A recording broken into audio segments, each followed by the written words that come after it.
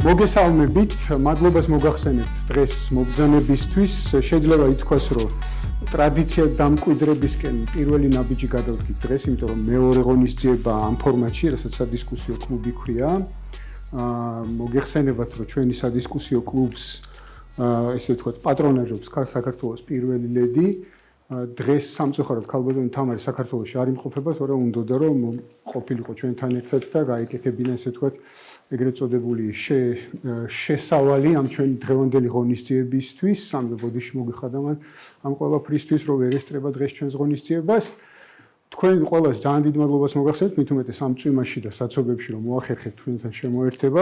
განსაკუთრებით მადლობას მოვახსენებთ ჩვენს მომხსენებლებს. მოგეხსენებათ, რომ დღეს ჩვენი სტუმრები არიან საქართველოს განათლებისა და მეცნიერების მინისტრის მოადგილე ქალბატონი თამარ მახარაშვილი, ბატონი გიორგი ჩაკვეტაძე, საქართველოს პარლამენტის განათლების, მეცნიერებისა და ახალგაზრდობის საქმეთა თავმჯდომარის მოადგილე, კომიტეტის თავმჯდომარის მოადგილე და ბატონი ბაქარ ბერეკაშვილი, რომელიც ჩვენი ანალიტიკოსია პირველი არხის და ასევე არის პოლიტიკის მეცნიერებისა და სოციოლოგიის პროფესორი. დღეს საუბრობთ ასეთ თემაზე, როგორც არის ესე ვთქვათ, ზოგადი განათლების პოლიტიკა და მისი გამოწვევები. მე თან შევერთები ჩვენს მომხსენებლებს და პრინციპში ასეთი თანმიმდევრობით გვექნება საუბარი ბატონი გიორგი, შემდეგ ქალბატონი თამარი, შემდეგ ბატონი ბაქარი. დაახლოებით მაქსიმუმ 10 წუთი გვაქვს იმისთვის, რომ თქვენი ესე ვთქვათ, შესავალი სიტყვა შემოგთავაზოთ ძირითადი თემები ამ სფეროში არსებული პოლიტიკისა და გამოწვევების შესახებ და შემდეგ უკვე გადავიდეთ აუდიტორიასთან, რომელსაც ექნება შესაძლებლობა, რომ ამ დისკუსიაში მიიღოს მონაწილეობა. მე წინა დისკუსიისას ჩემი ესე ვთქვათ, მოდერატორის უფლებები არ გამომიყენებია, რომ კითხვები დამესვა. მირჩენია, რომ ისევ აუდიტორიასთან იყოს ეს კომუნიკაცია. ამიტომ ბატონ გიორგი, მოდით თქვენგან დავიწყოთ. მადლობა კიდევ ერთხელ მობრძანებისთვის. მადლობა თქვენ მოწვევისთვის.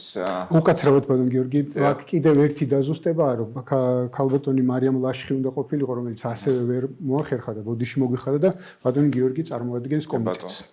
დიდი მადლობა მოწვევისთვის, ყველას მოგესალმებით, დიდი პატივისცემით, მინდა რომ პირველ რიგში წარმატებები ვუსურვო საზოგადოებრივ მაუწყებელს, წარმატებები ვუსურვო იმ პროექტს, რომლის მონაწილეებიც ვართ დღეს, როგორც ვიცი არის მეორე გადაცემა, რაც არის კიდევ ერთი საშუალება იმისა, რომ ნებისმიერ თემასთან დაკავშირებით იყოს ჯანსაღი დისკუსია, ეს თითოეულ ჩვენგანს გვაძლევს იმის საშუალებას, რომ მაქსიმალურად მობილიზებული ვიყოთ თითოეულ იმ საკითხთან დაკავშირებით, რომელიც ჩვენი მოქალაქეებისთვის არის განსაკუთრებით მნიშვნელოვანი საყურადღებო, რომელიც თითოეულ ჩვენს მოქალაქეს ეხება და ამ შემთხვევაში ძალიან სწორი თემა არის შერჩეული ჩემი აზრით, რა თქმა უნდა, ჯგუფს, რომელმაც ეს გადაცემა დააორგანიზა, მადლობას ვეუბნები. ეს არის განათლების რეფორმა და კონკრეტულად ეს არის რეფორმა, რომელიც შეეხება ზოგად განათლებას, სასკოლო განათლებას. ამ მხრივ ბოლო წლებში უამრავი საკითხი გადაწყდა დადებითი მიმართულებით, თუმცა არსებობს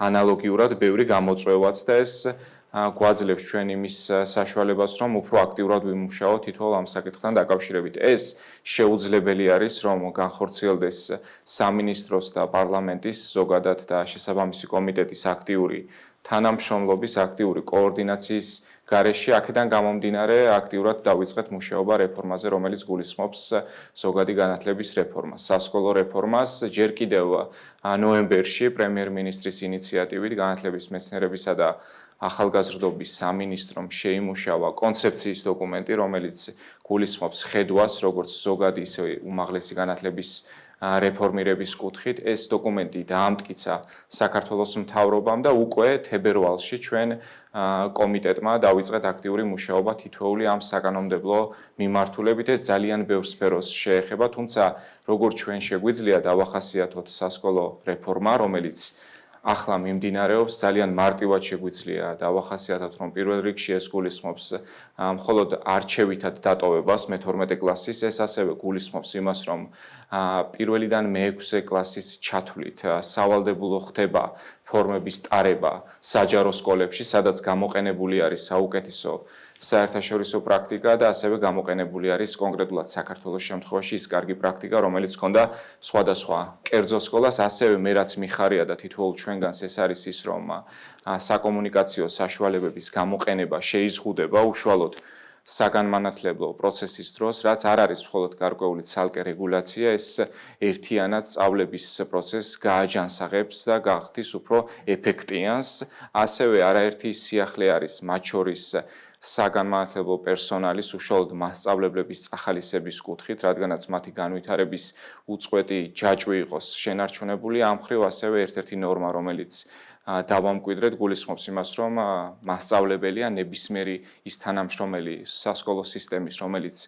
გარკვეული პერიოდის განმავლობაში არის შემჩნეული სხვადასხვა ისეთ ქმედებაში, რომელიც რბილად რომ ვთქვათ, არ მოდის კანონთან შესაბამისობაში, იქნება ეს გარკვეული მცდელობები, სხვადასხვა ინდივიდუალური შემთხვევები, ძალადობის გადაცდომის, ეთიკური სტანდარტების დარღვევის, ამ მხრივ მათ ეკრძალებათ სასკოლო სისტემაში გარკვეული პერიოდის განმავლობაში დაბრუნება, რაც ასევე ცალკე რეგულაციით იქნება მოწესრიგებული და ინდივიდუალურ შემთხვევაში განისაზღვრება, როდის როგორი გადაწყვეტილება უნდა იყოს მიღებული კონკრეტულად ამა თუ იმ საჯარო სკოლის მხრიდან. ასევე გვაქვს არაერთი სიახლე, რომელიც გულისხმობს კონკრეტულად წიგნების სახელმძღვანელოების კუთხით ისეთი გადაწყვეტილებების მიღებას, რაც ერთიან სისტემაში მოაქცევს სწავლას-სწავლების პროცედურებს იმ სისტემას, რომელიც ალბათ და მე მჯერა ასეც არის ფაქტია, ეხება ყველა ოჯახს საქართველოში, მათ შორის ეხება ემიგრანტებსაც, ადამიანებს, რომლებიც დროებითი პირობებიდან გამომდინარე არ იმყოფებიან საქართველოში, რადგანაც მაგალითად მათი ოჯახის წევრი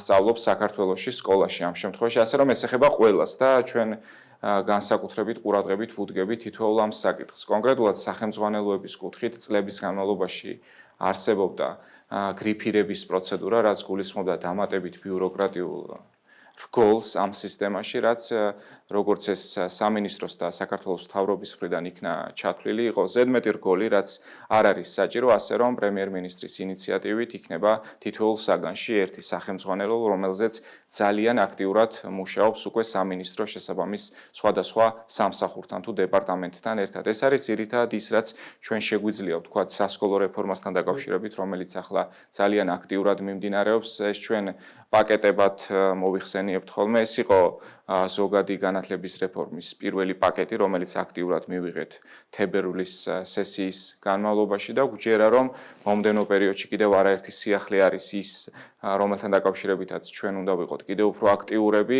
გარდა იმისა, რა თქმა უნდა, რომ პარლამენტს აქვს საზედამხედველო ფუნქცია და თითოეული ის ნაწილი ამ რეფორმის, რომელიც უკვე დაიწყო და ხორციელდება, ამ კუთხით იქნება კონკრეტული ნაბიჯები გადადგმული. მე შემიძლია რომ პირდაპირ გითხრათ, რომ ის რაც კეთდება ახლა, როგორც ზოგადი ისევე უმაღლესი განათლების კუთხით, წლების განმავლობაში, ათწლეულების განმავლობაში არ გაკეთებულა. ალბათ ცალკე გადაცემა არის საჭირო.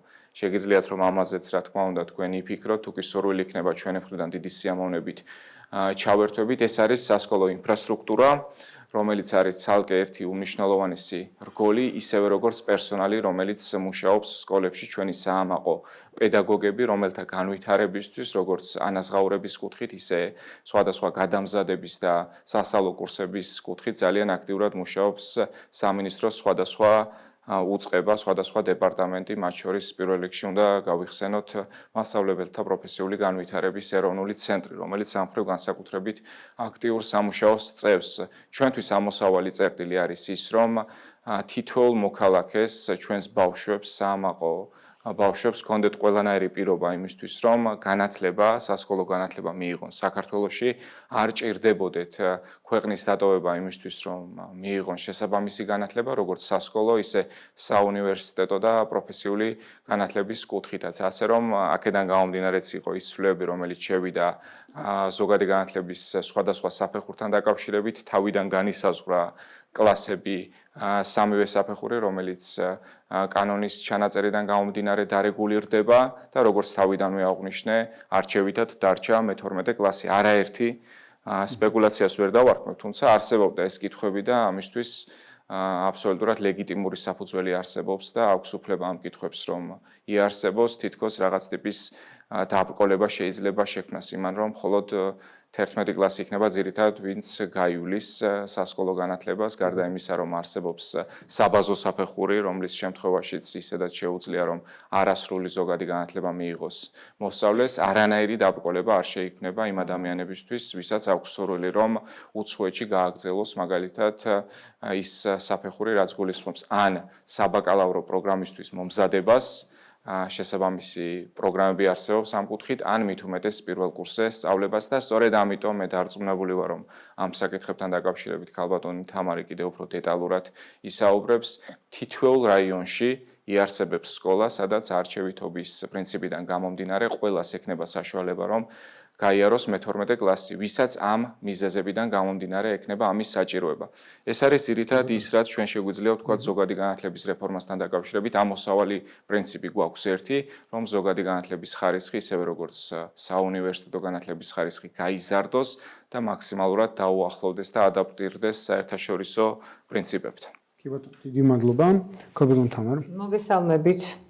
პირველ რიგში მინდა გითხრათ გულწრფელი მადლობა და პირველ ედის უთხრა ძალიან დიდი მადლობა იმისთვის, რომ ასეთი ტიპის შეხვედრები, ესეთი სივრცეები, სადაც ჩვენ შეგვეძლება დისკუსიის რეჟიმში წარმართოთ და არა მონოლოგის რეჟიმში საუბარი. ისეთ მნიშვნელოვან საკითხზე, რომელსაც სახელად ქვია ზოგადი განათლება, არის უმნიშვნელოვანესი. ნებისმიერი პლატფორმის გაჩენა, ნებისმიერი შესაძლებლობის გაჩენა დამატებითი არის ნამდვილად უმნიშვნელოვანესი და სხვადასხვა საკითხებზე და თემებზე ისაუბრებთ თქვენ ამ გადაცემების ფორმატში, მაგრამ მე ძალიან მახარებს, რომ დღეს მომეცა საშუალება ზოგად განათლებაზე ვისაუბროთ. ზოგადი განათლება არის ის მიმართულება, რომელიც აინტერესებს ყველას. ყველას. მთელ საზოგადოებას, მთელ ქვეყანას არის თუ არა განათლების სისტემაში ჩართული, პირდაპირ თუ ირმად ყველა ვართ ჩართულები, იმიტომ რომ ეს არის ბაზისი, თავარი საწყისი, რაზეც უნდა დაშენდეს განათლების შემდეგი საფეხური. მაშასადამე, აქ თუ ჩვენ სწორად არ ჩავყარეთ ჩვენი საძირკველი და საფუძველი, ყველა ზედნაშენს უბრალოდ ვერ ექნება იმისი შანსი, რომ ის იყოს წარმატებული. მოდი ასე დავიწყებ, მე რადგანაც 10 წუთი გვაქვს და ვთქვათ ზოგადი ფორმატით გესაუბროთ მინდა და მე მინდა დავტოვო ასევე შესაძლებლობა იმისა, თქვენ გთხოვოთ, რომ რაც შეიძლება მეტი კითხვა დასვათ იმისათვის, რომ აი გადაცემის ეს ფორმატი მაქსიმალურად გამოვიყენოთ და საინტერესო იყოს ჩვენი მსმენელისთვისაც. მე შეგნებულად ვახსენე ბაზისია თქო და ამაში მეთანხმებით ყველა, რადგანაც და ვახსენე ასევე საფეხურებს შორის ბმა. თუ ეს საფეხურებს შორის ბმა არ იქნა გააზრებული პოლიტიკის დაგეგმვის დროს, ცალ-ცალკე აღებული რეფორმები ჩვენ გვახსოვს ძალიან ბევრი წელი შეგვიძლია ხა დავასახელოთ კონკრეტული წლები, თან აქ მასწავლებლების ხერხართ და იცით, როდესაც სხვადასხვა სახელით არის ცნობილი ხან ზოგადი განათლების რეფორმა, ხან პროფესიული განათლების რეფორმა, ხან უმაღლესი, სულ ყოველთვის რეფორმაში ვარ და სულ ამას გვეუბნებიან, რომ აი რითი ვერ დაასრულეთ ეს რეფორმები. თუმცა კითხვის ასე დასმა, რომ რითი ვერ დაასრულეთ რეფორმათა განათლებაზე ვსაუბრობთ, რა თქმა უნდა არ არის სწორი, თუმცა წუხილი მაინც ალბათ იქით მიემართებოდა გიორგი ბატონო, რომ ერთხელ და სამუდამოდ ალბათ სახელმწიფომ სტრატეგიულად სწორად უნდა დაგეგმოს და გაითვალისწინოს ყველა საფეხური განათლებისა და ეს რეფორმა ერთმანეთისგან უნდა გამომდინარეობდეს და ერთმანეთს უნდა ესაუბრებოდეს. თამამად შემიძლია ვთქვა, რომ ჩვენ მეგობრებო, ახლა იმ ეტაპზე ვართ, როდესაც სისტემას აქვს არა მხოლოდ პრეტენზია, არამედ აქვს გააზრებული სკოლამდელი საფეხური, როგორ უნდა იყოს აწყობილი, როგორი ზედნაშენი უნდა გაკეთდეს შემდეგ სკოლის, ანუ ზოგადი განათლებისა და პროფესიული და უმაღლესი განათლების მიმართულებით, თუ კი ეს გზაგამყოფი, როცა სკოლა საბაზო საფეხურს დავასრულებთ, პროფესიული განათლება რა შანსებს უნდა გვაძლევდეს და საშუალო საფეხური როგორ უნდა იყოს ისე მოწყობილი, რომ უმაღლესი განათლებისკენ მე გამეხსნას გზა. აი საფეხურებრივი ბმა გვაქვს გადაწყვეტილის, მოფიქრებულის და კეთებაც გვაქვს საქმისა ამ მიმართულებით დაწყებული. მაშასადამე ზოგად განათლებაზე როცა ვსაუბრობთ, აქ აუცილებლად უნდა ვთქვა, რომ დიახ, სწორედ ამიტომ ავტორიზაციის პროცესი დაიწყო სახელმწიფომ. თქვა, რომ წლიდან წლამდე ათწლეულების განმავლობაში კანონში იყო ასეთი ჩანაწერი. საჯარო სკოლები ჩაითვალოს ავტორიზებულად. ანუ ვერ ხდებოდა თვალის გასწორება იმ პრობლემისადმი, რომელსაც ქვია, რომ სახელმწიფომ თქვას, მე გარე ხარისხის შემფასებლით, ამ შემთხვევაში ხარისხის ცენტრით შევაფასებ სკოლას, დაუდებს საჭიროებას, როგორ აწყოს შიდა ხარისხი, რა არის ეს კულტურა და შემდეგ მივცემ მას განვითარების სწორ გეზს. მიხარია მართლა გულით, როგორც არა მხოლოდ სამინისტროს წარმომადგენელს და პასუხისმგებელ პირს ერთ-ერთს, არამედ როგორც ამ ქვეყნის მოქალაქეს, რომ სახელმწიფომ თქვა, თვალი უნდა გაუსწორო, 2096 სკოლამ გავიგე, მაგრამ უნდა დავიწყო ეს პროცესი. ანუ ნახო საჯარო სკოლებში როგორ არის ხარისხი უზრუნველყოფილი და აწყობილი და დავეხმარო მე როგორც სამინისტრო, რომ შიდა ხარისხის კულტურა იგრძნოს სკოლამ და აწყოს. ეს თქვით თუ არა, იქვე წამოვიდა კითხვა და რავშვები სკოლამდელში. ანუ მე ხო ცოტა ხნის წინ ვახსენე, რომ ეს ბმა უნდა იყოს, თორე ცალ-ცალკე აღებული რეფორმების მთელი კასკადი გვაქვს ჩვენ აწლეულებით ჩატარებული. აი სწორედ მაშინვე გადაწყდა ბატონ გიორგი დამეთანხმებით თქვენ და პარლამენტმა და სამინისტრომ ერთად იმსჯელა, რომ დიახ, სკოლამდელის ავტორიზაციების უნდა დავიწყოთ მაშინ, ანუ ავტორიზაცია კი არ არის თვითმიზანი, ავტორიზაცია არის ხარისხის შეფასების კულტურის შეტანა დაწესებულებაში, რომელიც კონკრეტული სტანდარტებით მოწმდება და ზუსტად ხდება დაწესებულება, სად უჭირს, სად რა გამოწვევ აქვს, მასშტაბადამე რა გასაკეთებელი. და აი ეს ხარისხის სტანდარტები უკვე ჩვენ გვაძლევდა იმის საშუალებას და გვაძლევს, რომ სკოლამდელი ესაუბრებოდეს სკოლას, კურიკულუმით, მიდგომით, შინაარსით, სხვადასხვა სტანდარტით. ზოგადი განათლება. მასშტაბადამე, რადგან ჩვენ გვაქვს პრეტენზია, რომ საფეხურებს შორის იყოს ლოგიკური და ჰარმონიული ბმა, ბუნებრივია, თქვენ იცით, პრემიერ-მინისტრმა უმაღლესი განათლების რეფორმა დაანონსა, შესაბამისი კომისია შეიქმნა და გამორიცხულია უმაღლესი განათლების რეფორმაზე ვისაუბროთ, თუ მას არ წამოყვა სკოლა, არ წამოყვა პროფესიული განათლება. პირველი ბაზისი, საწყისი, რა თქმა უნდა, არის ისევ საბაზო განათლება. აქვე მინდა გითხრათ, რომ მივაქციოთ ყურადღება. სკოლამდელი განათლება არ არის სავალდებულო განათლება. სავალდებულოობა, სადაც იწყება, ეს არის სწორედ საბაზო განათლება, ანუ ზოგად განათლებაში. რეფორმა არის მრავალმხრივი. რეფორმის საწყისი დაკვეთა ერთგვარი, რა უნდა გააკეთო სკოლა. არის გაწერილი ზოგადი განათლების ეროვნულ მიზნებში. კონსტიტუცია არის, რა დაკვეთა აქვს სახელმწიფო სკოლისადმი.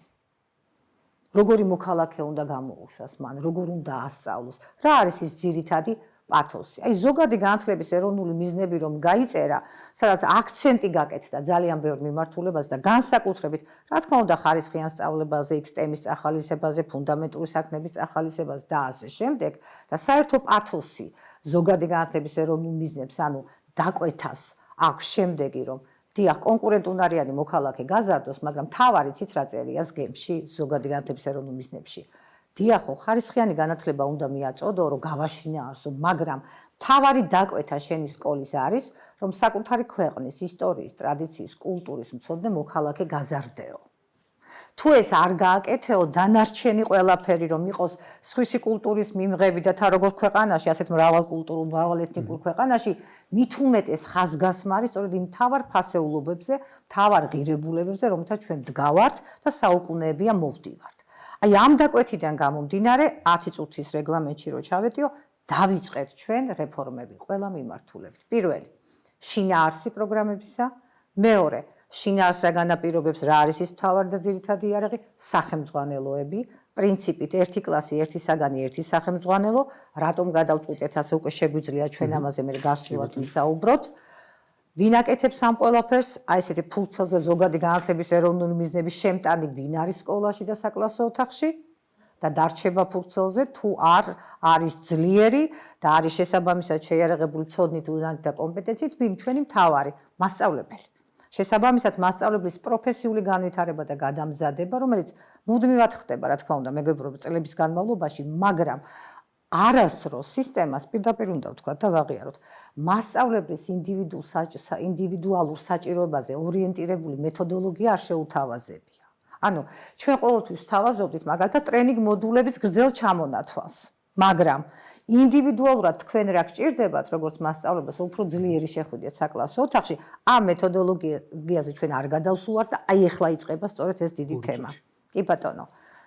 თქვი პროგრამის შინაარსი, თქვი სახელმძღვანელო და ცოტა ხნის წინ ვახსენე საშუალო საფეხურის სხვანაირი მოწყობა. საშუალო საფეხურის სხვანაირი მოწყობას, ასევე ესიც არის რეფორმის შემადგენელი ნაწილი. პირველ მე-6 კლასებში მასწავლებელთა ტრენინგები მიზნობრივიც ვახსენე, თუმცა პირველ მე-6 კლასში ყველა მასწავლებელი განსაკუთრებით კომბინირებულს მისასწავლის აქ მასწავლებლები ბრძანდებით, ინკლუზიის მიმართულებით შესაბამისი ტრენინგ მოდულები, იმიტომ რომ ამის საჭიროება, ბავშვს სპეციალური საჭიროება უდგას თუ არა, ჭირდება თუ არა, კონკრეტული მიმართულებით მიშველება, ყველა მასწავლებლებს უნდა ქონდეს ამ მიმართულებით ზოგადი ცოდნები. დანარჩენი ჩემმა კოლეგამ ახსენა, ასე დავყოფთ სამად, ერთი წუთი დამრჩა. პირველი შინაარსი და მოდით ამ შინაარსზე გავყვეთ. აქ მოდის პროგრამების შინაარსი, მასწავლებელთა პროფესიული გადამზადება, მეორე უსაფრთხო სკოლა, ინფრასტრუქტურა, მანდატური სამსახურის სხვადასხვა სერვისები, რომელიც უნდა შევთავაზოთ ჩვენ და სხვადასხვა სერვისები და მიზნობრივი პროგრამები, რომელსაც მაგალითად ქვია რეპეტიტორიუმი. და რეპეტიტორიუმისთვის მზადება, ამას როგორ ვაკეთებთ, რა მიმართულებით მივდივართ, მასწავლებლების ნაწილში რას ვაკეთებთ რეპეტიტორიუმში ყველა მასწავლებელი შევა, როგორ ვემზადებით ჩვენ ამისთვის, რა თქმა უნდა, ამაზე მზადვა, რომ კით მირჩევნია კითხვა-პასუხის ფორმატში. კარგი, დიდი მადლობა. ბაქარს მინდა ვთხოვო, რომ ჩაერთოს ჩვენს საუბარში. ესე იგი, ჩვენ მე სპეციალურად ვთხოვე ბაქარს, რომ ცოტა სხვა პერსპექტივა შემოეტანა ამ საქმეში. ბაქარს აქვს 16 წლიანი გამოცდილება ლექტორობის და მინდოდა უფრო აი ეს პერსპექტივა შემოეტანა, რას მოელის უმაღლესი განათლება ზოგადი განათლებისგან. და მათ შორის მეცნიერების როლი როგორია ამ პროცესში და ასე შემდეგ. ბაქარ, 10 წუთი რა თქმა უნდა, მაქსიმალურად შემჭიდროვებულად.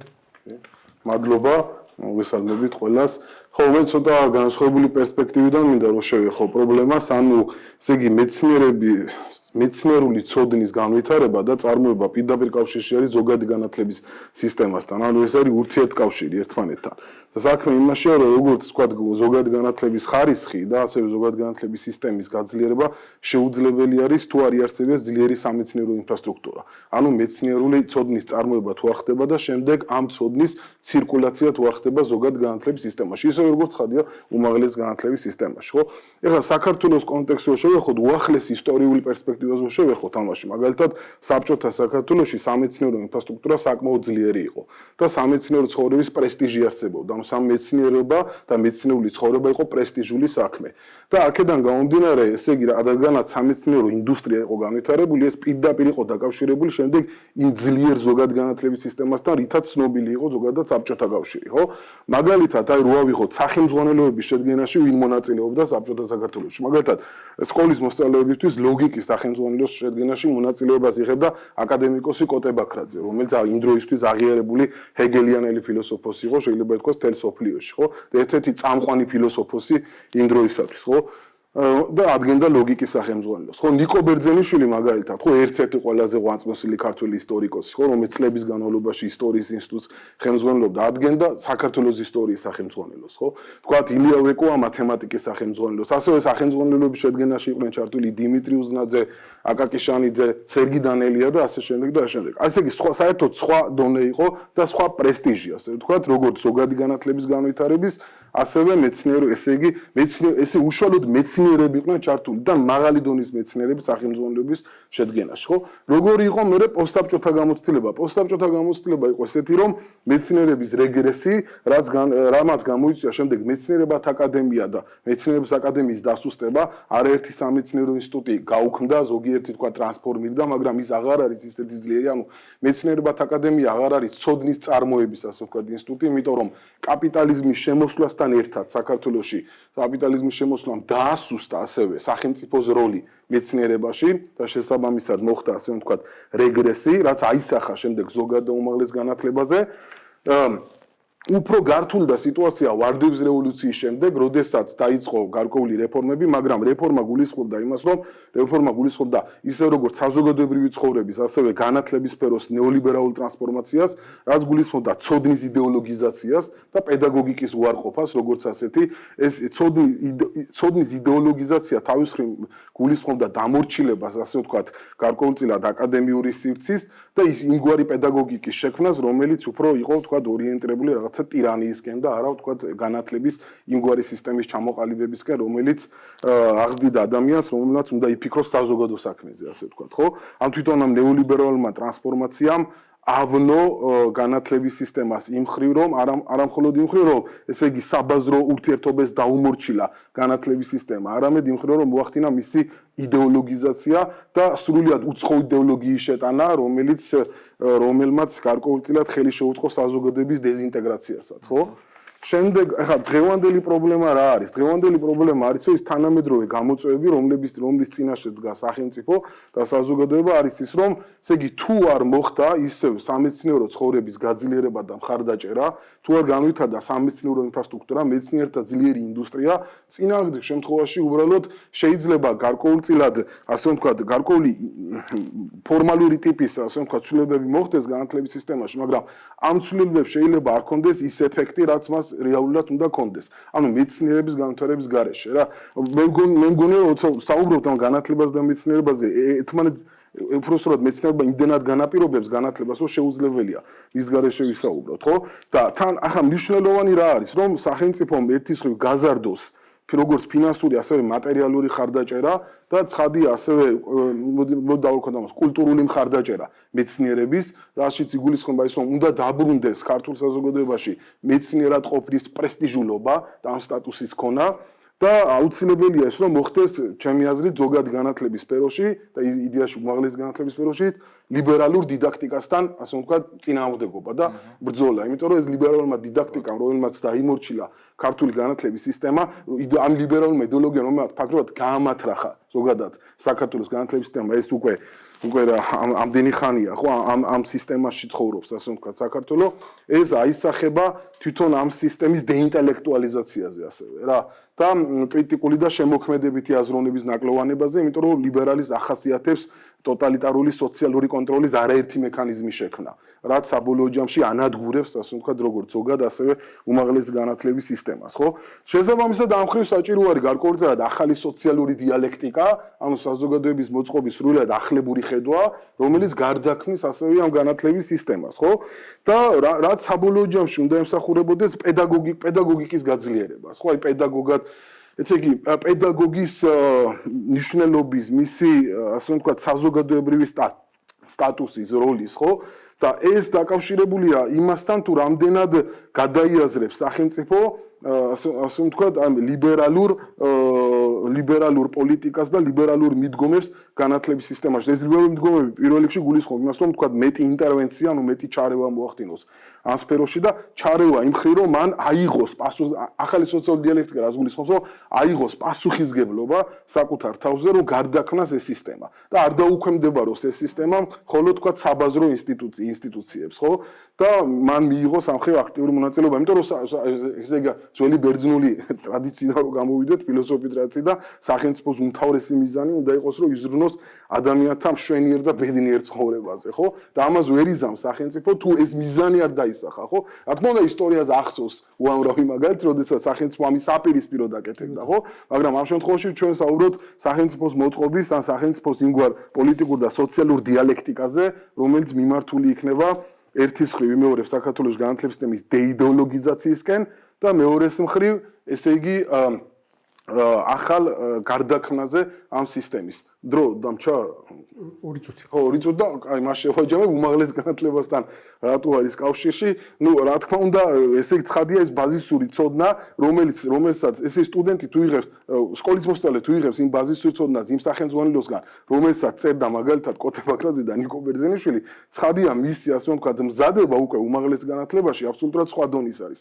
და მისი ასე ვთქვათ მზაობა, რომ გახდეს მეცნიერი, ინტელექტუალი ან რაღაც გადამწყვეტლების მიმღები, ხო? ამიტომ რასაკვირველია ჩვენ ანუ ის ვინც მოვაწეობთ უმაღლეს განათლების სისტემაში, ჩვენთვის ეს არსებითად მნიშვნელოვანია, რომ ძლიერი ზოგადი განათლების სისტემის გარეშე უმაღლეს განათლების სისტემის განვითარება უბრალოდ შეუძლებელია იმ მხრივ, რომ ესე იგი უმაღლეს განათლების სისტემა არის ის სივრცე, სადაც უკვე ადამიანი ახალგაზრდა ახდენს ინტელექტუალურ განვითარებას, იძენს ერუდიციას, მეცნიერულ ცოდნას, უფრო იღრმავებს, ასე ვთქვათ. და ამ ყველაფრის ბაზის ცხადია ქმნის ზოგადი განათლება, ხო? ამის საუბარი. კი ბატონო, დიდი მადლობა მეგობრებო, შესავალი სიტყვებისთვის, ასე ვთქვათ, მოხსენებებისთვის პრინციპში ესე შეგვიძლია ვთქვათ. მე უბრალოდ ჩქარობდი დაწყებას და ერთი ინფორმაცია ვერ მოგაწოდეთ ჩვენს ორგანიზაციას, აი ეს სტრატეგიული აზროვნების და დიალოგის ცენტრს ახალგაზრდული სააგენტოს დახმარებით აქვს ახალი პროექტი, რომლის ინფორმაციაც შეგიძლიათ აი იმ QR კოდით ნახოთ ქართული მწერლობის შესახებ, ესეც ლექციათა ასე ვთქვათ ციკლია 19-20 საუკუნის მწერლობასთან დაკავშირებით, უფრო პოლიტიკურ, სოციალურ და ეკონომიკურ კონტექსტზე, რომელშიც იქმნებოდა და რომელთა აღსაწერადაც იქმნებოდა ეს ტექსტები ამ პერიოდში. შეგიძლიათ ნახოთ ეს ფიქრობ საინტერესო ინფორმაცია იქნება თქვენთვის. ესე იგი, მე მირჩევნია რომ გადავიდეთ ახლა აუდიტორიასთან, კარგი იქნება, აი აგერ რო ჩამოიტანოთ თუ შეიძლება ლუკა და უკან შემდეგ თქვენთანაც ვიყავ. დიახ, 5 ხელი უკვე დავითვალე. კი ბატონო, გისმენთ. მოდით ერთი ორი კითხვა ავიღოთ და ესე წავიდეთ, თორე ცალ-ცალკე ძალიან ბევრ დროს წაიღებს. გამარჯობა. სოჩი ხო? კი. არჩილ სიხარულიძე, პოლიტოლოგი, დიდი მადლობა მოხსენებებისთვის. მე მგონი კარგი იქნება დავიწყოთ ყველა საბაზისო შეკითხვით, რომელიც მე გამიჩნდა, იმიტომ ბატონ ბაქრასაც მოусმენთ, ხელწელები ელექტორები ვართ და კარგად გვესმის ეს ტკივილი, ოფიციალური პირების მოსაზრებებიც მოვისმენთ. შეკითხვა, რომელიც მე პირადად მიჩნდება, ისეთი შთაბეჭდილება, რომ ეს პრობლემა იყო, ეს არ გამოჩნდა გუშინ. წლების განმავლობაში ჩვენ ხედავდით ამ დეგრადაციას. და როგორც თესეს რექტორმა შემიძლია რომ იყო, ეს იყო სერიოზული პრობლემა. მაგრამ ამის და მიუხედავად ასეთი მკაფიო, ჩამოყალიბებული სისტემური შეხედულება არ ინერგებოდა. უბრალოდ არ ჩნდებოდა. მერე დაემთხვა კონკრეტულ პოლიტიკურ პროცესებს და შეკითხვა დგას ამ შემდეგში. რატომ არის ამდენი წლის განმავლობაში, რაც თავრობა შეიცვალა, ჩვენ ვერ შევძელით აი ამ პრობლემის გაანალიზება და რეალურად ეფორმამდე მისვლა. რატომ დაგვჭირდა ბოლო პოლიტიკური მოვლენები და ჩემს ბერი დამეთანხმება, რომ ნიადაგი მათ შორის ეს იყო, რომ მიხვედრილი ყავით, რომ არ შეიძლება განათლება იყოს იდეოლოგიზირებული და არ შეიძლება ჩვენ თავარი მიზანი იყოს, რომ ვიღაცას შევერთეთ. უნდა გვესმოდეს, რა თქვენ მიზნებზე ისაუბრეთ, რომ საქართველოს მოქალაქე უნდა იყოს პატრიოტი, საქართველოს მოსიყვარული, უნდა იცოდეს ისტორია, ენა, მამული და რა მაინც და მაინც როგორც იტყოდა მიხეილ სააკაშვილი, კომპიუტერი და ინგლისური ენა. და ჩემი აზრით, განათლების რეფორმის მიხეილ სააკაშვილის წევრობრივი მიზანი იყო ეს, კომპიუტერი და ინგლისური ენა. მადლობა. კი ბატონო, ქალბატონ ლიანას მიაწოდეთ უკან და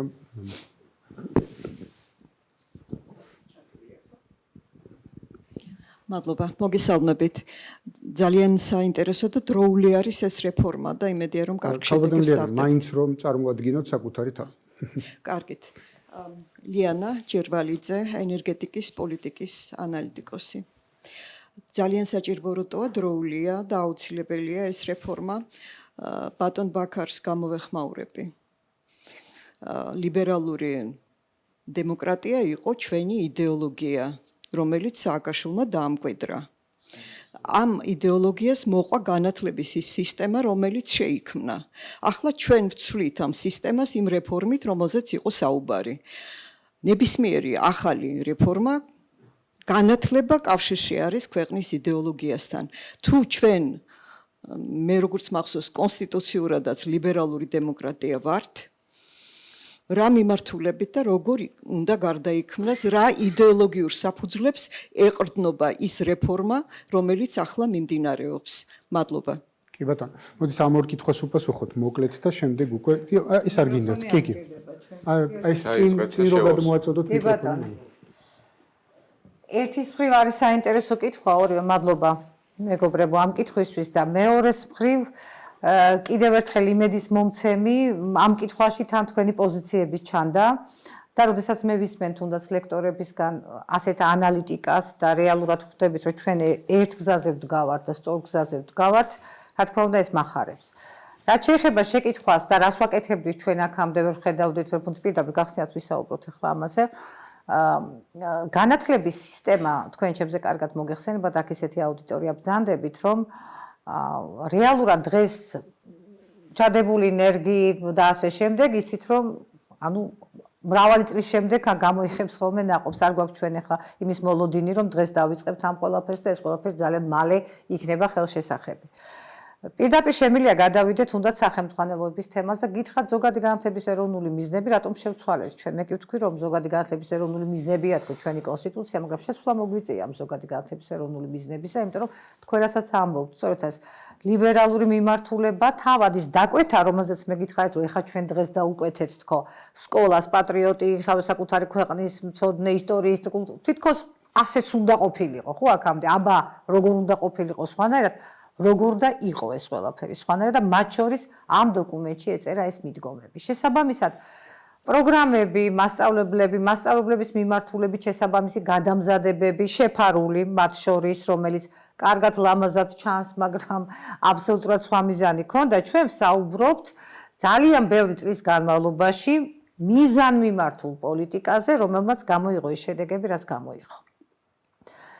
რაც შეეხება ჩვენს გესს და ეხანდელ მიმართულებას, აი თუნდაც სახელმძღვანელოების თემაზე გადავალ. განაცუდი იყო, რომ თავისუფალი ბაზრის პრინციპით, ასე ვთქვათ, თავისუფალი ბაზრის პრინციპით იყო შესაძლებლობა და გამომცემლობებს ჰქონდათ აქამდე 22 წლის განმავლობაში, იცით თქვენ, რომ გამოეცათ სახელმძღვანელოები. თვითონ ის, რომ შენ გამომცემლობებს აძლევ მათ საშუალებას ამ ყველაფრის კეთების, რატო არის ეს ცუდი? კარგია, მაგრამ რა მივიღეთ?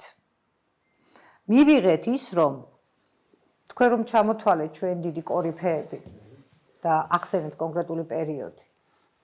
ის გამომცემლობებს კი არ დაუქირავებიათ ეს ხალხი. როცა სახელმწიფო იღებდა პასუხისმგებლობას, ეს სახელები და გვარები იყვნენ ავტორები.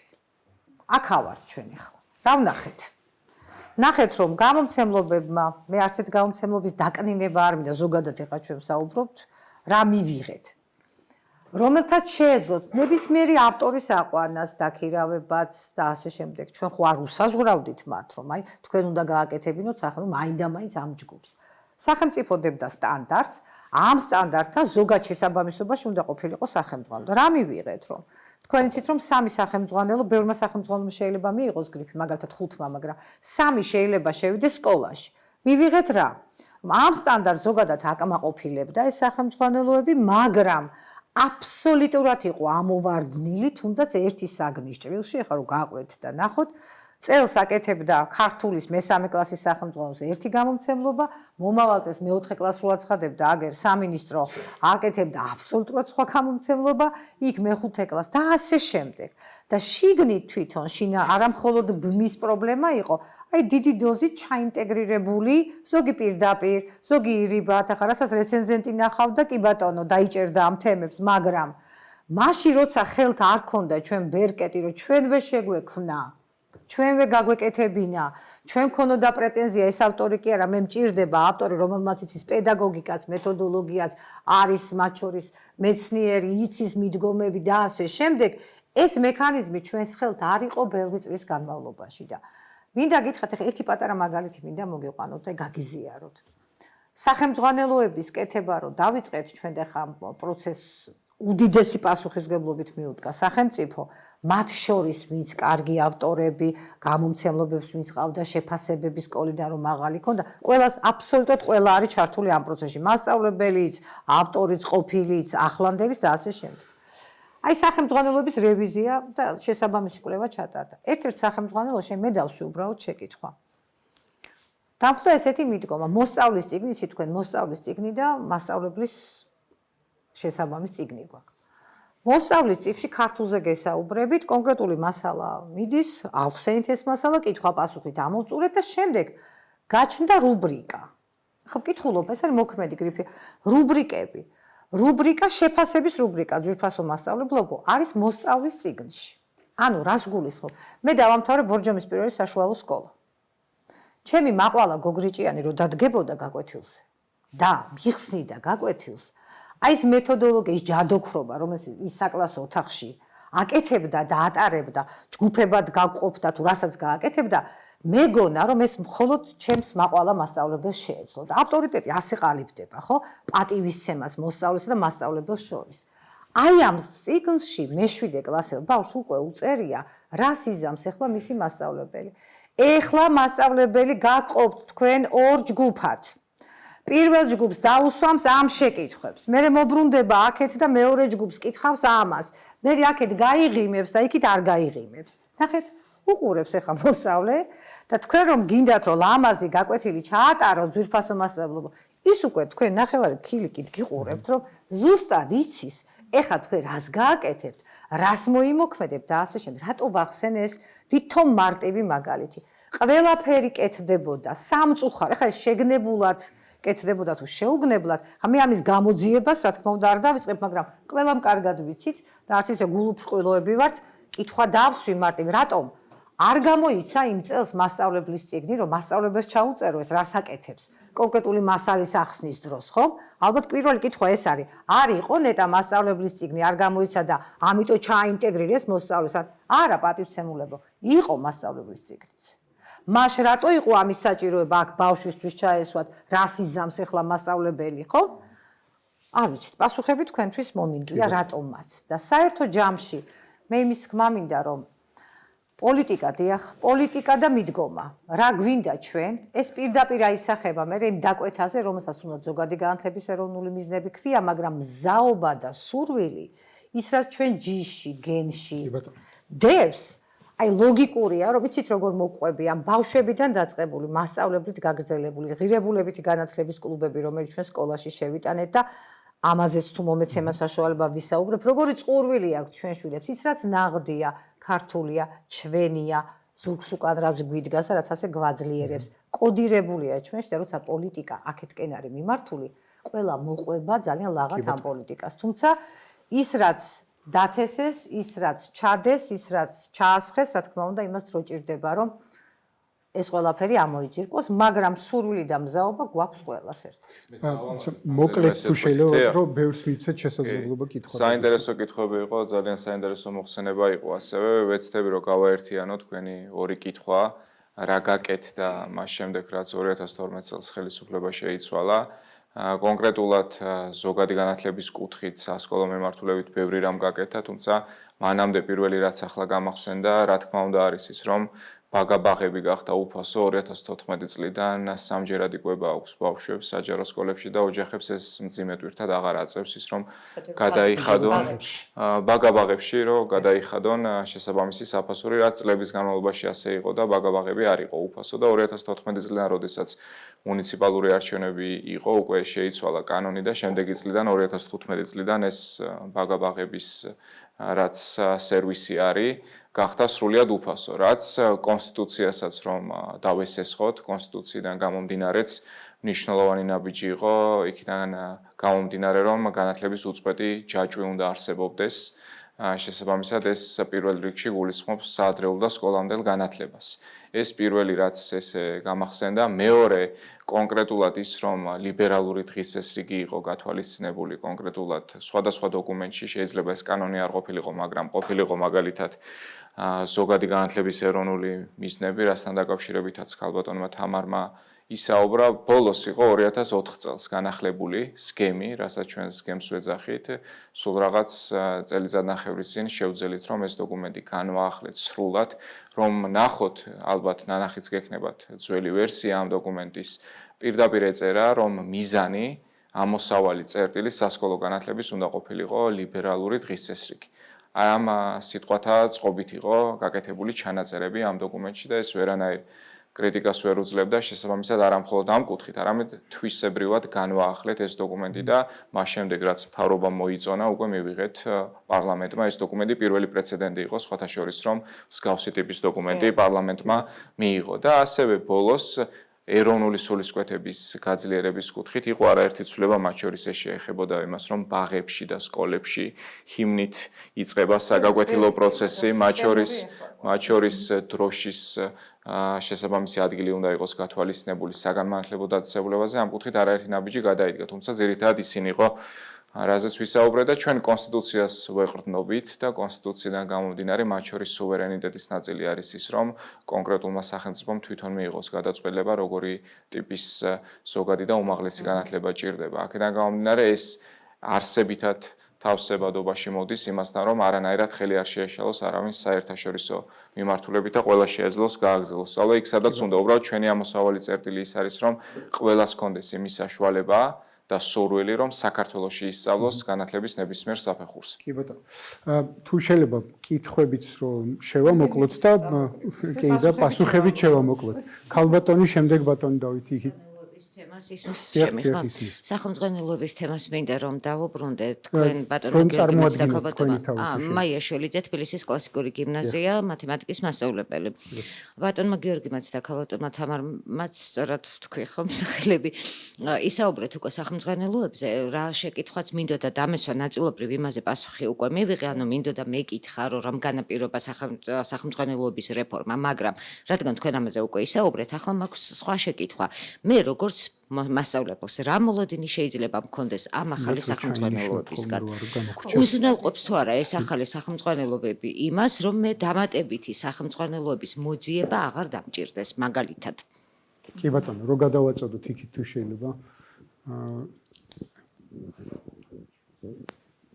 მოგესალმებით ანალიტიკოსი დავით ქართველიშვილი დიდი მადლობა მინდა გადაგიხადოთ ყველას და წარმატებები მინდა გისურვოთ როგორც საკანონმდებლო ასევე აღმასრულებელ დონეზე იმიტომ ძალიან მნიშვნელოვანი საქმეა მე პირადად რაც დამაკლდა დღეს ეს არის პროფესიულ-ტექნიკური განათლების სფერო ქალბატონ თამარ მე მაინტერესებს რა პრობლემები არსებობს ამ სფეროში მათ შორის პედაგოგიური ბაზის თვალსაზრისით მათ შორის ახალგაზრდებში რაღაც პოპულარობის თვალსაზრისით და რას აკეთებს სამინისტრო ამ სფეროს გაჯანსაღების და პოპულარიზაციისთვის იმიტომ რომ ხანდახან იქმნება ესეთი შტაბ-ბიჭდილება რომ მალე საქართველოში დაგვრჩება უკანასკნელი სანტექნიკოსი მექანიზატორი დურგალი და ასე შემდეგ მეორე ბატონ გიორგისთან უფრო შეკითხვა იგივე სფეროს ეხება, როდესაც გავეცანი თავის დოზე და მეტნაკლებად შევისწავლე სავალდებულო ჯარის თქვათ ალტერნატიული სამსახურის ფორმები. ნუ ყველაზე მიუღებელი იყო ჩემთვის, როდესაც ახალგაზრდა ადამიანი 2 წელია მიმაგრებულია ამა თუ იმ მონასტერს. და მადლობა ღმერთს რომ თქვენი მათ შორის რეფორმების წყალობით ეს მანკიერი პრაქტიკა მე ესე ვიტყოდი წასულს ჩაბარდა. ხომ არ ჯობდა თუ ესეთი ფანტასტიკური ფორმა არსებობდა ალტერნატიული სამსახურის, ხომ არ ჯობს საქართველოში ვიფიქროთ იმაზე რომ ახალგაზრდები, ასობით ახალგაზრდა ადამიანი, სწორედ რომ 2 წლიანი აი ამ სწავლების ციკლში გავატაროთ პროფესიული ტექნიკური განათლების მიღებისა, რომ საქართველოს ყავდეს ყოველ შემთხვევაში მას კონდეს დამატებითი სპეციალობა და ბოლო-ბოლო ოჯახს მაინც გამოადგეს. კი ბატონო, უკან რო გადააწოდოთ თუ შეიძლება ჯონდის და მადლობა საზოგადოებრივ არხს პრეზიდენტის მეუღლეს და საერთოდ მე მიმაჩნია რომ ესე დისკუსია ძალიან დიდი მნიშვნელობას ატარებს ეხლა. როცა სამწუხაროდ ჩვენ ხედავთ რომ ადამიანს ერთმანეთს მოსმენა არ უნდათ. ეხლა ჩვენ აქ შევიკრიბეთ არა იმიტომ რომ რაღაცა შევეჯიბროთ ჭკვიანური აზრების გამოთქმაში, არამედ რაღაცა აი ქვეყნის გულშემატკივრების შეხვედრას ხედავ მე რომ რაღაცა აზრები გამოთქვათ, ხო? ყველაზე მტკივნეული, ყველაზე პრობლემატური. ჩვენ რამდენი მეცნიერით, რამდენი სულ სიმონ ჯანაშიები რო არ აღზარდოს მეცნიერებამ. თუ ჩვენ თავარი პრობლემა არ დავინახეთ, შეიძლება სახელმწიფო დავკარგოთ. აი მე შეკითხვა შეიძლება რიტორიკულად მოგეჩვენოთ, მაგრამ მოგწონთ თქვენ როცა ერთ-ერთი მაღალი თანამდებობის პირი აცხადებს, რომ მზად ვარ თუ ევროპა გვეუბნება ცალფეხზე უნდა ვიდგეთ. სახელმწიფოს მოადგილე ამბობდა ამას. მაშინ სახელმწიფოს მოვალეობის შემსრულებელი იყო. ან მოგწონთ რომ დარბიან და რო აბეზღებენ რომ აი ეს დაასანქცირე, აი იმედი დაასანქცირეს და უხარია და მას არ მალოს გამოხატავს. მე ესე მოდი სლენგით ანონიმ კესს რო რაღაც ესეც რო ის და ეს იცი მე თუ კარგად ჩაუკვირდებოდ ამაზე ფიქრობდი მე სხვა იმით ვიფიქრე რა ეს ადამიანები მსხვერპლი არიან განათლების სისტემის ესენი ასე აღზარდეს პრობლემა რაში მდგომარეობს აი თქვენ კარგად ისაუბრეთ რომ ვინ უნდა აღზარდოს განათლების სისტემა განსაკუთრებით სკოლა მაგრამ უმაღლეს სასწავლებელმაც მოქალაქე თუერიშვილი იმ მოქალაქეც მე კიდე არის განსხვავება სოფლიო მოქალაქეობა უნდა თუ ამ ქვეყნის მოქალაქეობა უნდა თუ ჩვენ სამოქალაქო საზოგადოების ვამზადებ სამოქალაქო საზოგადოებას თქვენ კარგად ხედავთ ყველასფერ მივაყენებ შეურაცხყოფას მაგრამ ეგენი დარბიან ეხლა რომ თავის ქვეყანა რეკლამეფეს მეზარბაზნები არ აყავსო დაახლოებით ასე იქციან და ეს 1 და 2 არის ეს არის განათლების სისტემის კრახის მაჩვენებელი და თუ ჩვენ გვინდა რომ ერიშვილი გავზარდოთ, რომელიც შეკრავს საზოგადოებას, რომელიც ახლა თქვენს განათლების სისტემაში ჩაერთვება ყველა ფუტკარივით, მაშინ ჩვენ უნდა აღვადგინოთ ის პროგრამები, რაც სამშობლოს განცდას აზრ, ქვეცნობიერის დონეზე. ეს არის მშობლიური ენა და ლიტერატურა და ისტორია, ხო?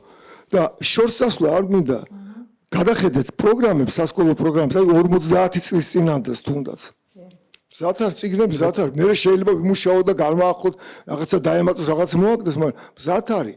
მე მგონი ამით უნდა დავიწყოთ. მოდი ერთი კითხვაც ავიღოთ და მე აი სულ ბოლოში ლუკას სოფოს რომ მიეწოდეთ. და მე კიდე მოვასწრებ წრეს მე მგონი. სოფო ჯაფარიძე, მადლობა, გისმენთ ყურადღებით. მინდა ორი კითხვა მაქვს. ერთი არის პროფესიულ განათლების კუთხით მეც ძალიან მაინტერესებს, იმიტომ რომ ერთი შემთხვევა რაღაც შეგიძლიათ ფეხზე რომ წამოდგეთ, რომ დაგინახოთ აქ არ ჩანს კადრში. პროფესიულ განათლების კუთხით მაინტერესებს, იმიტომ რომ იყო ერთი შემთხვევა პროფესიული კოლეჯში მივედით და იქ რეკლამა იყო, რომ აქ ვამზადებთ ხალხს, რომ მე ჩეხეთში იმუშაონ და აი ეს იყო, ვფიქრობ, რომ ჩვენ რად უხარჯავთ აქ ფულს, რომ ევროპას მივაწოდოთ მუშახელი. მეორე კითხვა არის, აი ბაღებში თუ არის უფასო კვება, რატო არ შეიძლება რომ სკოლებშიც იყოს უფასო კვება და თუ ეს არის დაგეგმილი, იმიტომ რომ ვფიქრობ ძალიან მნიშვნელოვანია ბავშვებს გქონდეთ და არა მხოლოდ ბავშვებს გქონდეთ კვება და ეს მნიშვნელოვანი მათთვის რომ კარგად ისწავლონ, არამედ დაეხმარება ოჯახებსაც, რომ არ იფიქრონ, რომ ფული რომ მივეცი, თუ არ მივეცი, თუ გავატანე საჭმელი და ვიცი ეს იყო ჩემთვის მე რო ვიზდებოდი ეს პრობლემა და ამიტომ რა ვიცი ეს მაინტერესებს. პირველ რიგში ბატონ დავითის კითხვას რაც შეეხება, უმნიშვნელოვანესი საკითხია ჩვენ ქონდა საშუალება, რომ ძალიან აქტიურად წინა მოწვევის პარლამენტში გვემსჯელა თავდაცვის ახალ კოდექსი. თავდაცვის ახალი კოდექსი სრულად არის თავსებადობაში ყველა იმ სტანდარტთან, რაც ჩვენი ტიპის ქვეყანას ჭირდება. აქედან გამომდინარე სრულად დაინერგა პირველადი მომზადების პროგრამა, რომელიც მათ შორის სტუდენტებსაც სურვილი შემთხვევაში აძლევს იმის შესაძლებლობას, რომ გაიაროს სავალდებულო სამხედრო სამსახური, მიუხედავად იმისა, რომ ეს არ ევალება სტუდენტს იმიდან გამომდინარე, რომ მას აქვს შესაბამისი სტატუსი უმაღლეს საგანმანათლებლო დაწესებულებაში, თუმცა ალტერნატიული მიმართულებით ბევრ რამეზე შეიძლება ფიქრი, თქვენ რა პრაქტიკასთან დაკავშირებითაც აღნიშნეთ, ეს იყო წლების განმავლობაში ასე, კონკრეტულად თუ კი ამას დავუკავშირებთ მაგალითად პროფესიულ განათლებას, შემიძლია გითხრათ, რომ მათ შორის სასკოლო რეფორმიდან გამომდინარე იცვლება პროფესიული განათლების ინტეგრირებაც საჯარო სკოლებში ჯერ კიდევ 2 წლის წინ დაიწყო ის, რომ სკოლებში არის ჩაშენებული პროფესიული სახელოსნოები და საბაზო საფეხურის დამთავრების შემთხვევაში სკოლის მოსავლის აქვს საშუალება, რომ აიღოს მათ შორის პროფესიული განათლების დიპლომიც. თუმცა კონკრეტულად სავალდებულო სამხედრო სამსახურთან და ალტერნატიულ სამსახურთან დაკავშირებით ბევრ რამეზე შეიძლება ფიქრი. პირველ რიგში ჩვენ ამას უყურებდით ისე, რომ ეს იყო მინიმალური სტანდარტი, რაც თავდაცვის კოდექსს უნდა ჰქონდეს საქართველოს შემთხვევაში, ამიტომ მივიღეთ იმ რედაქციით, როგორაც მივიღეთ, თუმცა ბევრი ცვლილება შევიდა იმის შემდეგაც და შეიძლება ამ კუთხით ფიქრი, მაგალითისთვის სტუდენტს, რომელიც სწავლობს მაგალითად საბაკალავრო პროგრამის მეორე კურსზე, დღესაც ახალი თავდაცვის კოდექსით აქვს საშუალება, რომ გაიაროს სავალდებულო სამხედრო სამსახური, მის შემთხვევაში არ არის ეს ასე არ ქვია. სამხედრო სამსახური შეუძლია რომ გაიაროს, ანაზღაურებაც კი მიიღოს სხვადასხვა გრაფიკით, რაც მოქნილი გრაფიკი არის სტუდენტის შემთხვევაშიც კი.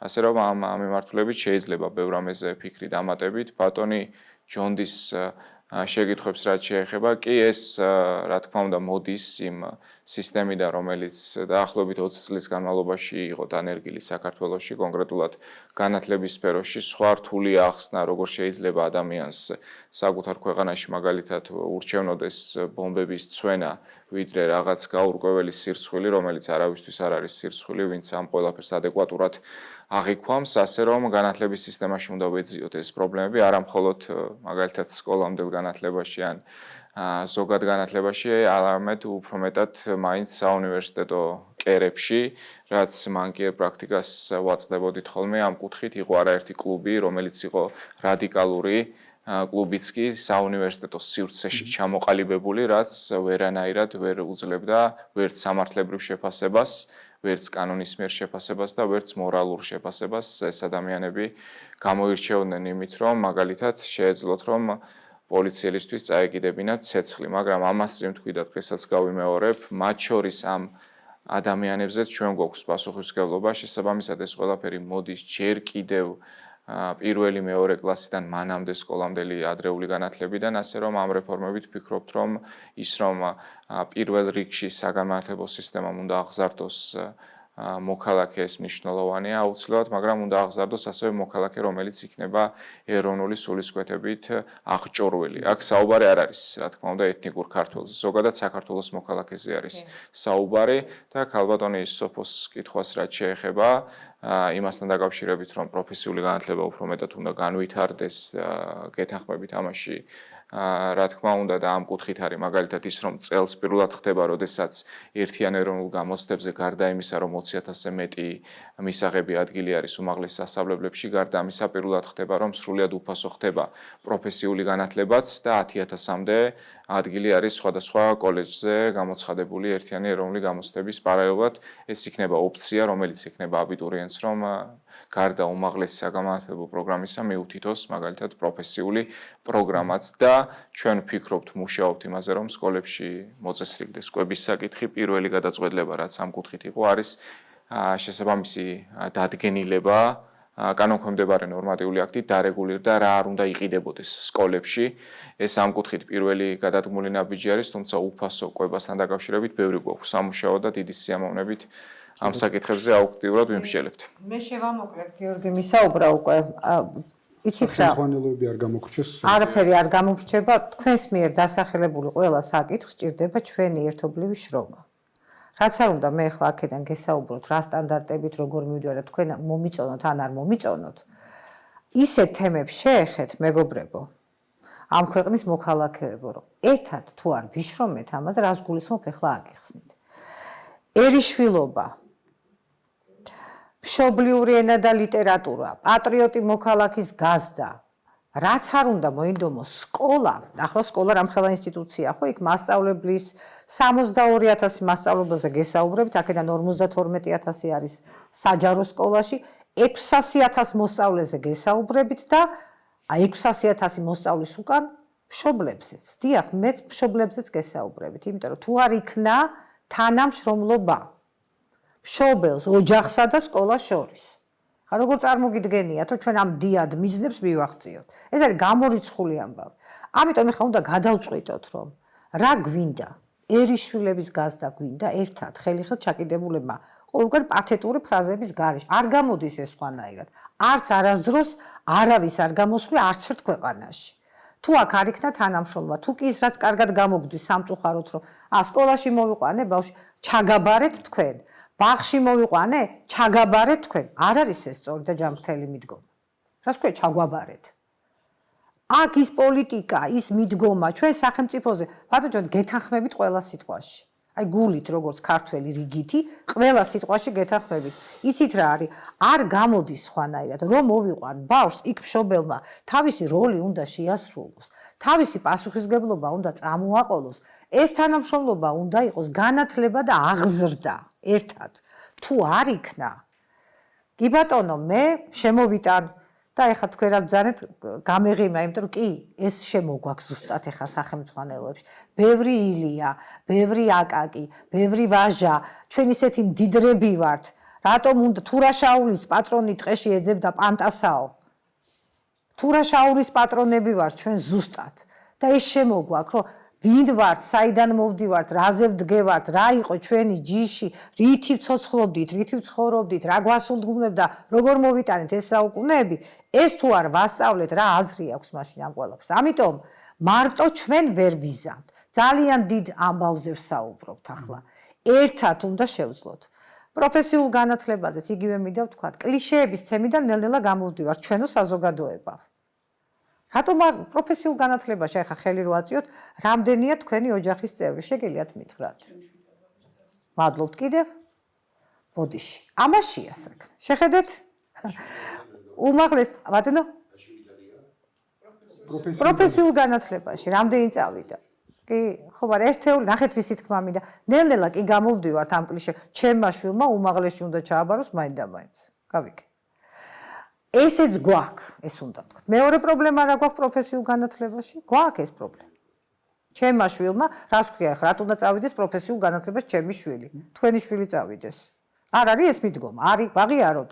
ჩვენ ასეთ რამეებზე უნდა შევთანხმდეთ და ვაღიაროთ თორე ხა ისეთი კარგი საუბარი შეგიძლიათ თქვენ სათითაოდ და მეც რა ხო ამაში როგორც თქვენ ბრძანეთ, აქ ამიტო არა ვართ. ერთი, მეორე, რა ჭირდება ჩემ ქვეყანას ჩვენ დავიწყეთ უკვე ამ იმახა პროფორიენტაცია თქვენ რაც ბრძანეთ. სკოლაში მეშვიდე ხო, მაგრამ ძალიან საინტერესო თემებზე ვსაუბრობ. თუ გიდათ მაშინ გავშინდე. უნდა გვაჩუქოთ კიდე 10 წუთი. ხო, ნახეთ ეხა მეშვიდე კლასიდან უკვე ბავშვმა უნდა იცოდეს და პროფორიენტაციის სისტემა უნდა ქონდეს საწყო დღეს გამოწვევა გვაქვს. კიდადიან უნივერსიტეტები, ცალკე პროფესიული კოლეჯები, ამ პროგრამას გთავაზობ, იმას თავაზობ, მაგრამ ამას სისტემურ ხასიათს მივცემთ, რომ პროფორიენტაცია, არაფერი გამოსაგონი აქ არა გვაქვს, არის ეს აწყობილი, მაგრამ ძლავრად შევიდეს სკოლებში, რომ უკვე იცოდეს რა მიმართულებით ჭირდება განვითარება და არა ის, რომელმა უნივერსიტეტმა დაასწრო მოსვლა და მაშა სადამე თურმე აქ უნდა წასვლა. ეს არ არის პროფორიენტაცია. აი ამის ძლავრ მექანიზმს ვაწყობთ, და კიდე ყველაზე მთავარი რაც გიორგი მახსენა. ინტეგრირებული პროგრამები გავაკეთეთ სკოლებში, პროფესიულის. ნახეთ, ერთი არის კოლეჯების ხელმისაწვდომობა პროფესიულის. სხვათა შორის არ ქვია ტექნიკუმი, შენიშვნა უნდა მოგცეთ. ეს კლიშეც ჩავიხსნა, ტექნიკუმი არ არის. ეს არის პროფესიული დაწესებულება, საგანმანათლებლო დაწესებულება. ამიტომ პროფესიული საგანმანათლებლო დაწესებულებები, სადაც 2 წლიან პროგრამებს ვთავაზობ, წელიწად ნახევრია და კვალიფიკაციის დამადასტურებელ დიპლომს ვაძლევთ. მომზადება გადამზადების პროგრამები შემოიტანა კიდე სივრცეში სისტემამ. ნახეთ ეს რას ნიშნავს? თქვენ დასაქმებული ხართ, დამსაქმებელმა გითხრათ, რომ კიდე სხვა კომპეტენცია და პატარა ცოდნა ჭირდება, კი არ გიშვებთ ამიტომ სამსახურიდან. ჩვენი მომზადება გადამზადების 6 თვიანი, 3 თვიან კურსებს გაივლით, ამ ცოდნასაც შეიძენთ და ისე რომ არ დათმობთ თქვენ სამუშაო ადგილს, ამასაც ვთავაზობთ. ინტეგრირებული პროგრამებიც გვაქვს, მაგრამ გვაქვს გამოწვევა. რა ქვია ამ გამოწვევას სახელად? კონკრეტულად რა გვჭირდება, რა უნარების, რა ცოდნის და რა კომპეტენციის თვითონ ბიზნესი კიდევ უფრო აქტიურად უნდა ჩაერთოს პროფესიულ განათლებაში. მარტო მოკარნახე კი არ იყოს ამის, ან იყოს სწორად მოკარნახე, არამედ ჩართული ამ პროცესში. სად ივარგა პროფესიულმა განათლებამ ყველაზე მეტად ჩვენი ვიცით ეს ქვეყნები, სადაც ტრადიციულად ეხა გერმანიაში რომ ბიზნესმენს კითხო, რომ შე რატო ხარ პროფესიულ განათლებაში, გაოცდება, ჩაგხვდით რომ რაღაცა გჭირდება ცოტა დახმარება, ხო? იმიტომ რომ მან იცის, რომ პროფესიული განათლება მისია, მან უნდა დაუკვეთოს და მან იზრუნოს ამისთვის, რომ ეს შესაბამისი მუშახელი შეიქმნას და კომპეტენცია რას მას ჭირდება ის დაუკვეთოს, არა მხოლოდ დაუკვეთოს, ჩაერთოს სასწავლო პროცესში და შესაბამისი კადრი მიიღოს. აქაც რაზე გავდივართ? თანამშრომლობის მაღალ დონეზე და თამასაზე და არა ის, რომ აბა თქვენ ამას აკეთებთ, ეს არ ხდება განათლებაში. ყველას აქვს თავისი როლი და ფუნქცია. მშობელს თავისი, პროფესიულ განათლებაში ბიზნესს თავისი და რა თქმა უნდა, ბატონო ჯონდი, ერთი რამე მინდა გითხრათ რა.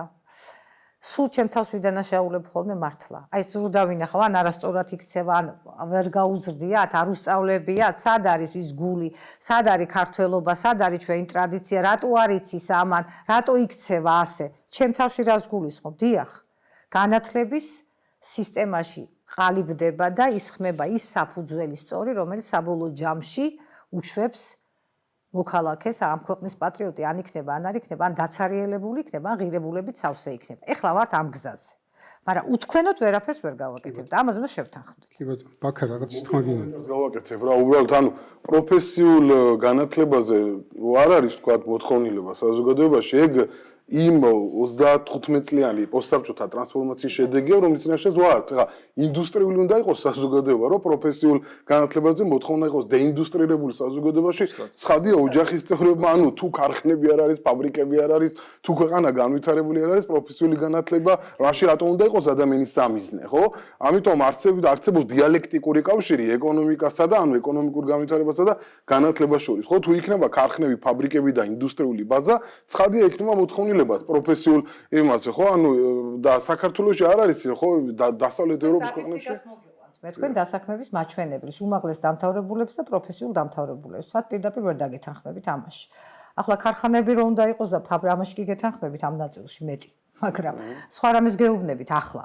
დასაქმების მაჩვენებელი პროფესიულ განათლებას აქვს ძალიან მაღალი. ძალიან მაღალი. ეს ხალხი საქმდება.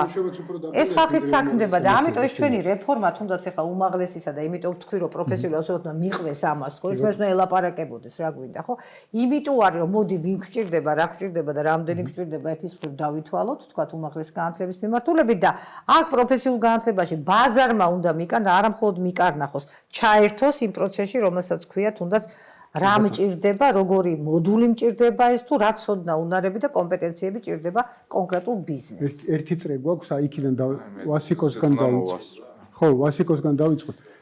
შევამციროთ ძალიან კითხვები თუ შეიძლება, გისმენთ? ხო, არა, ხანგრძლივობაში. ისმის. ასე ჩართოდა. ისმის. ისმის მინდა, კარგი. ერთ კითხვას დავსვა, მაგრამ პატარა რეპლიკა თუ შეიძლება პროფესიულ სასწავლებელთან დაკავშირებით, მე როგორც მოქალაქე და მოხმარებელი რო თქვა, უნდა გითხრათ, რომ ძალიან მნიშვნელოვანი თემა მგონია და მე განცდა მრჩება და კარგად ჩამოვარდა, რომ აი კარგი გაგებით გეუბნებით, რომ სახელმწიფომ და მე ისეთი მრჩება, რომ სახელმწიფომ და ბევრი ადამიანები ჩახედულია ხანდახან მithქვია ხოლმე ხშირად ამიტომ ვაძლევ თავისუფლებას, ვარც კი იცის როგორი კარგი პროფესიული სასწავლებელი გვაქვს ჩვენ მაშინ საქართველოში. მე ვიცი რეალურად აი რამოდენიმე ძალიან მაღალი დონის მაგარ სოფლის მეურნეობაში და ამავე დროს უნდა გითხრათ რომ პროცენტი მე მეგონა თითქმის 100% და დიდი მოთხოვნილება არის შვედიერი ანაზღაურებითაც და უბრალოდ მე ვისურვებდი რომ სახელმწიფომ ეს პროგრამა დასახოს ამისი რეკლამირების, იმიტომ რომ ეს მე ჯერ ახალგაზრდა ვიყავ, იქიდან იყო ეს ცუდის დარჩენილი და განსხვავებით იმ უმაღლეს სასწავლებლიდან, რომელიც ჯერ კიდე ფუნქციონირებენ რა თქმა უნდა 70-დან და მე ფერების გარეშე გეტყვით, რომელთაც ვამთავრებენ ნახევარმა თვითონ არც იცის, აი რა რობიუშვა, რა უნდა გააკეთოს წარმოდგენა რა გააკიციან და ამ დროს სოფელში არის დიდი მოთხოვნილება სოფლის მეურნეობაში. ყნობის, ფუტკარი, ამბავი, ბეითალი, მთელი ამბავი, ყნობა ეს რაც არის რეალური ოქროს ხელები რასაც ქვია და ამბავია. ეს ისე რომ ვთქვა და ძალიან მაგარი სხვადასხვა დადიან უფროს თაობის ხალხი, ლამიშები თაობის ხალხიც დადის და იქ რაღაცებს სწავლობენ სამეგრელოში. ეს ძალიან პოპულარიზაცია, ამას მარტო ტელევიზია ვერ იზამს ახლა რო არ შეუბრუნოთ ეს პროგრამა უნდა იყოს ამის პოპულარიზაციის და ამბავის როგორი კარგი საქმეა და ეროვნული საქმეა.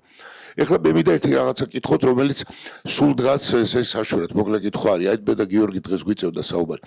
ეს კარგია რასაკვირველია პატრიოტული აღზრდა და ეს მიზანი, მაგრამ ამას აქვს თავის მეთოდოლოგია და ამის ეს ვერ ვიზამ რომ პატრიოტი ესე ჩამოაყალიბოს, იმიტომ ერთია საბჭოთა კავშირი აყალიბებდა და უმნიშვნელოვანესი ეჯე პლატოიდან მოყოლებული არის ჰუმანიტარული აღზრდა.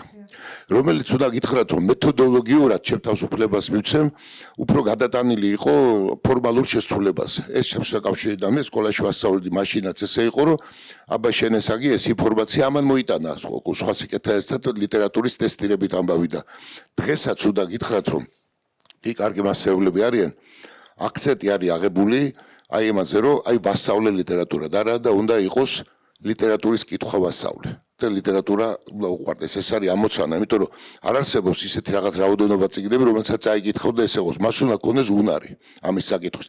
ამიტომაც არის, თუნდაც ბოლოს რო გითხრათ, რომ ვეფხისტყაოსანი ყველა მიცის საქართველოში დიდია და პრაქტიკულად არ ეწყიდოს აქარავის, რასაც მისი თქმობა ისთვისაც არის, თორე წაკითხული მაქვს რო გეტყვის, ესეა. აი ეს არის ძალიან, აი ეს არის შესაძლებელი და ერთ-ერთი ვარიანტი ახლა ჩვენ ერთად კი უნდა ვიმუშაოთ, მაგრამ რაღაცა ფორმა უნდა იყოს. ამისი არის ბევრჯერ შეეჭიდნენ ამას სხვადასხვა დონეზე, სხვადასხვა პრობლემის გამო. ეს არის უკიდურესად გადატვირთული პროგრამა ერთი თვალსაზრისით, სადაც ეს არ არის.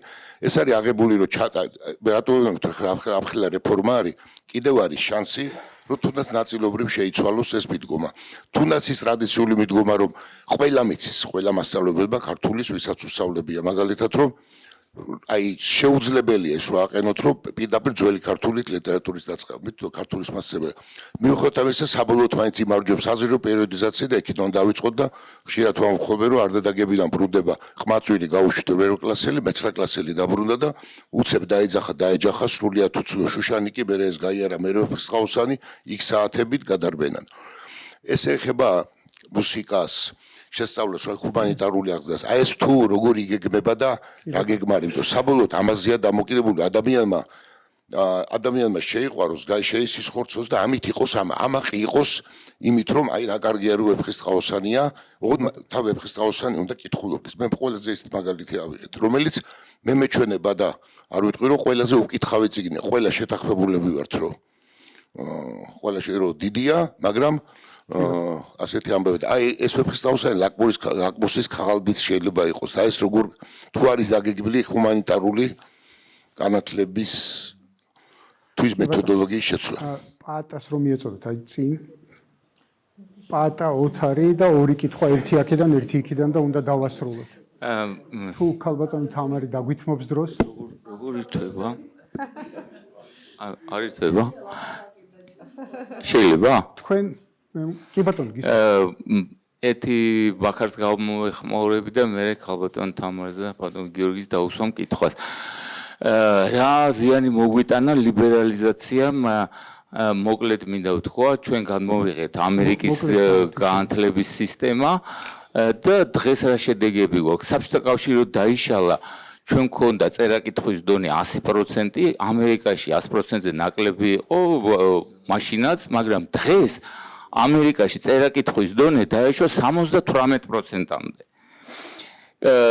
აი ამ საბჭოთა კავშირის დაშლის შემდეგ საბჭოთა განათლების სისტემა შეინარჩუნა ზოგიერთმა ევროპულმა ქვეყანამ და იქ მოწინავე არის ფინეთი, რომელმაც ზუსტად შეინარჩუნა ეს სისტემა და გააუმჯობესა. ფინეთი არის დღეს ლიდერი და ჩვენ საქართველოს ჩამოვედით ამ 100%-დან 10%-ით, შეიძლება მეტითაც უკან დავიხეთ. არ დავშვებულ ვართ ამერიკის დონეზე, მაგრამ აი ამერიკის სისტემა რაც ჩვენ შემოვიტანეთ, რატომ იყო, აი რითი იყო ცუდი, ამას ახლა თავიდან ბოლომდე ვერ განვიხილავ, მაგრამ ვიტყვი რომ ჩვენი აი თქვენ რაც თქვით განათლების რეფორმა სწორი მიმართულებით რატომ მიდის, იმიტომ რომ ამ პროცესს ჰქონდა, აი ამ განსხვავებას ჰქონდა ორი მნიშვნელოვანი ასპექტი. ერთი რომ ამერიკაშიც და ჩვენთანაც რაც გადმოვიღეთ, ერთი სისუსტე ის იყო რომ მასწავლებლის მომზადების დონე ამერიკული სისტემისთვის უნდა იყოს ძალიან მაღალი. საბჭოთა განათლების სისტემა იყო აწყობილი უნივერსალურ პროგრამაზე, რომლისკენაც ჩვენ მივდივართ, როგორც თქვენ თქვით, ის ახალი ერთი სახელმძღვანელოს პრინციპი არის ძალიან სწორი, იმიტომ რომ უნივერსალიზაციას აკეთებს პროგრამის და მასწავლებელს აღარ უხდება ის დაგეგმვა, რომლისთვის ის მზად არ არის.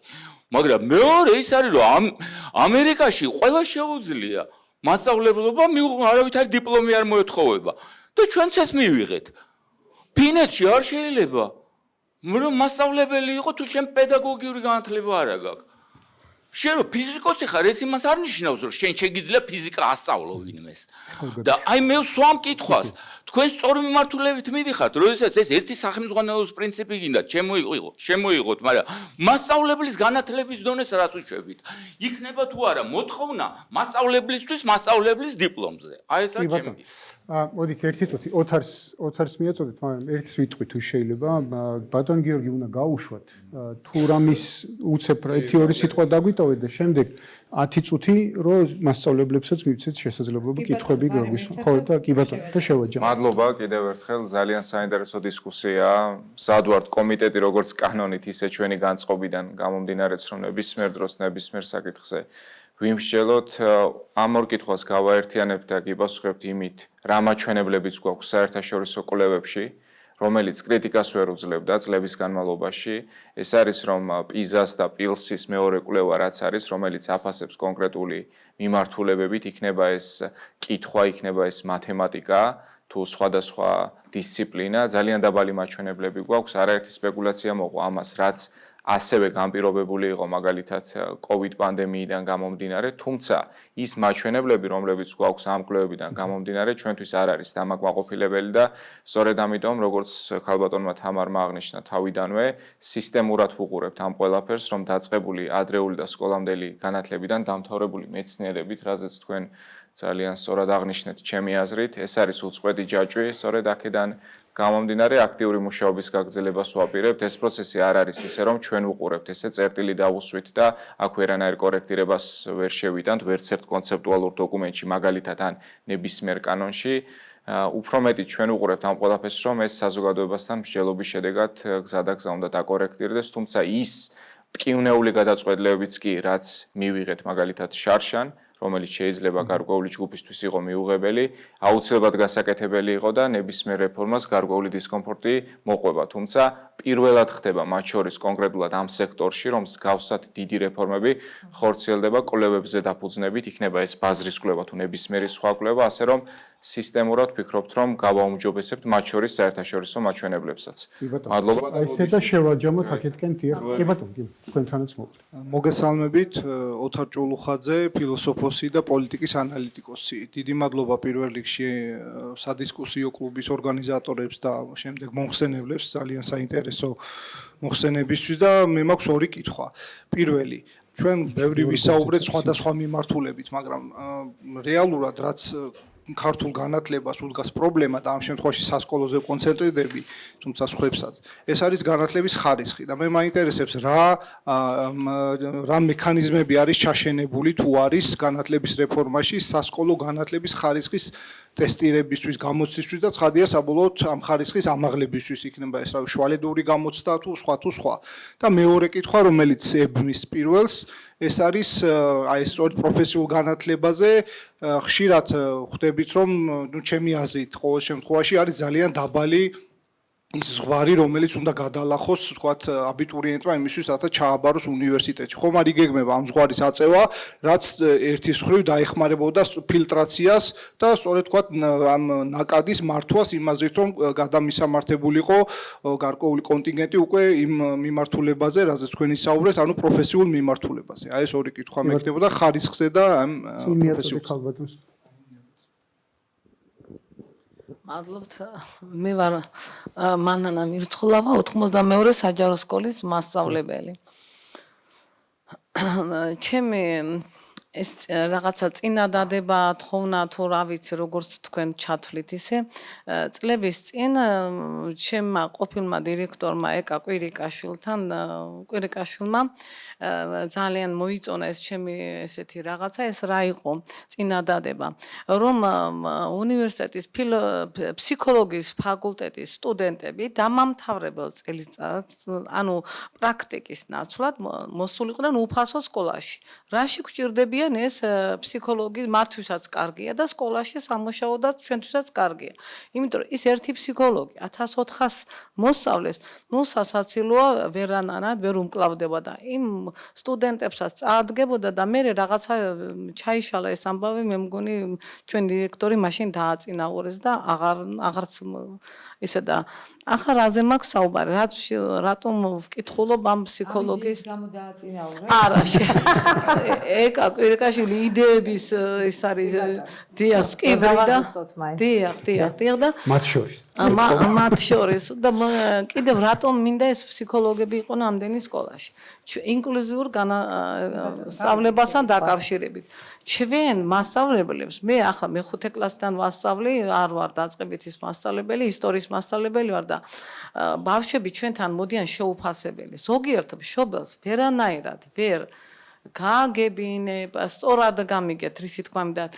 შეიძლება დანახვა არ უნდა, რომ ასე საქმე დახმარება სჭირდება მოსწავლეს და ასე და ასე. ჩვენ გვიჭირს რომ ეს საერთოდ ვთქვათ, იმიტომ რომ ჯერთი ზოგიერთ ფსიქოლოგი, ფსიქიატრი გონია. თუ ფსიქიატრი ჭირდება, ისიც საჭიროა რომ დაეხმაროს, მაგრამ ჩვენ ფსიქოლოგები იმიტომ გვინდა, დიახ, იმიტომ გვინდა რომ აი ეს პირველ კლასში მისაღები ბავშვები სკოლის 1 და 2 ამ მასწავლებელთან ერთად სპეცმასწავლებელია თუ ფსიქოლოგი ეს სტუდენტების გაესაუბრონ ამ პირველი კლასის ბავშვებს. მე მინდა გთხოვოთ რომ ამ ოფიციალური ნაწილის დასრულების შემდეგ გარეთ შეგვიძლია დისკუსიის გაგრძელება არაფორმალურად. ერთი კითხვა აქედან და ერთი აი ბატონი გველოდება დიდი ხანია უკვე და დავასრულოთ კითხვის ნაწილი. მოგესალმებით.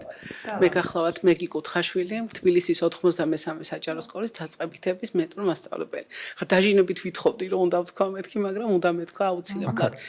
ახლა ჩვენ ვუსმენთ მშობლების აზრს ვუსმენთ ხომ ექსპერტები სკოლის წარმომადგენლების მაგრამ ჩემი მოსწავლეების აზრი მინდა თქვენამდე მოვიტანო და საინტერესოა ხო ერთ-ერთი რეფორმა რომელზეც თქვენ ისაუბრეთ და მნიშვნელოვანი რეფორმები იყო სწორედ დაწყებითი საფეხურის მოსწავლეებს ეხებათ ფორმასთან დაკავშირებით და მოდი ნახოთ რას ფიქრობენ ისინი და ამიტომ ჩემს მე-4 კლასელებს ვაწერინე თავისუფალი თემა რას ფიქრობთ უნდა იყოს თუ არა სასკოლო ფორმა აუცილებელი რაღაცა პატარა არგუმენტებით გაამყარეთ თქვენი მოსაზრება დაწერეთ და იყოს ანონიმური იმიტომ რომ მეტად ლაღად დაეწერათ მსურდა ჩემ და გასახარად უმრავლესობამ დაწერა, რომ მოეწონა სკოლის ფორმა.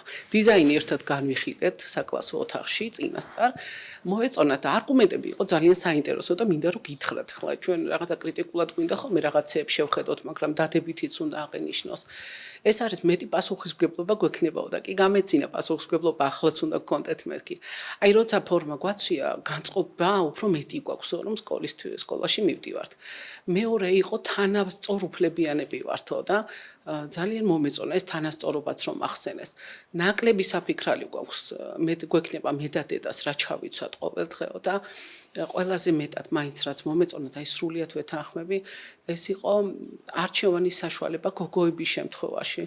წინა წლებში ჩვენ ეს დებატები ქონდა სხვა მეოთხე კლასთან და აღნიშნოს რომ ქვედაბოლოს არ ჩავიცვამთო გოგონებმა და აქ არჩევანის საშუალება ქონდათ როგორც ვნახე და ფერი ალბათ ყოველთვის დამაკმაყოფილებელი იყო. ის არ არის გამაღიზიანებელი, მოსაბეზრებელი ყოველდღიური მოხმარებისთვის და ეს რეფორმა ვფიქრობ რომ წარმატებული იქნება. შეიძლება და ბოლო კითხვაა რომ ქალბატონი თამარის დროით ბოროტა ფლუსად რეპეტიტორიუმთან დაკავშირებით მინდა გკითხოთ ქალბატონ თამარ 93 საჯარო სკოლის მასწავლებელი გახლავართ ელისოლობჟანიძე. მე მაინტერესებს რა განსხვავება იქნება მე-11 კლასში რა პროგრამაც ახლა ისწავლება მაგალითად ქართულ ენასა და ლიტერატურაში რეპეტიტორიუმის შემთხვევაში.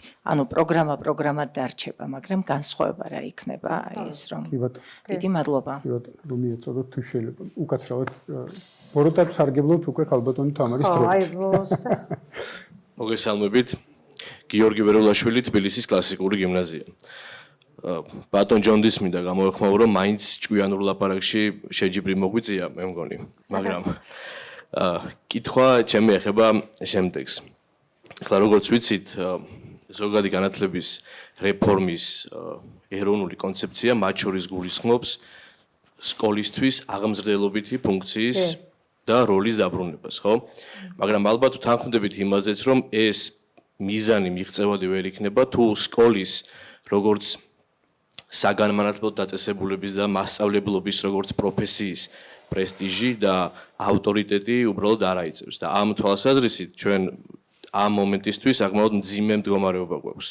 და ჩემი კითხვა აი ამ ნაწილშია სწორედ თქვენთან როგორი იქნება სახელმწიფო პოლიტიკა და რა დამატებით ბერკეტს თავაზობს სამინისტრო სკოლას, რომ მასწავლებლობა როგორც პროფესია გახდეს მეტად დაცული და უსაფრთხო ერთის მხრივ, მეორეს მხრივ პრესტიჟული და ასევე მოთხოვნადი მომავალი თაობებისთვის. მადლობა.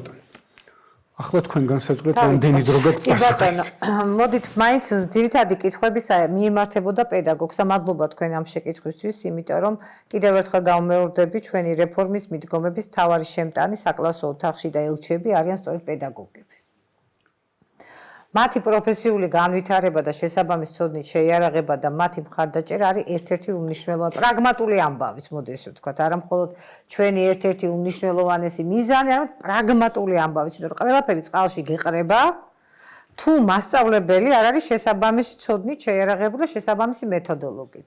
მე მინდა გამოვეხმაურო, აქ ითქვა რომ აი პედაგოგიკის მიმართულებითო, ჯერ ერთი რამე მინდა ვთქვა რომ არც ერთი მასწავლებელი სკოლაში თუ მას პედაგოგის რეგულირებადი პროფესია პედაგოგობა და თუ მას შესაბამისი გამოცდა არ აქვს ჩაბარებული და არ აქვს 60 კრედიტიანი მინიმუმ მეთოდოლოგია შესაბამისი გავლენა, ამას კანონი გვავალდებულებს პედაგოგად ვერ შედის სკოლაში.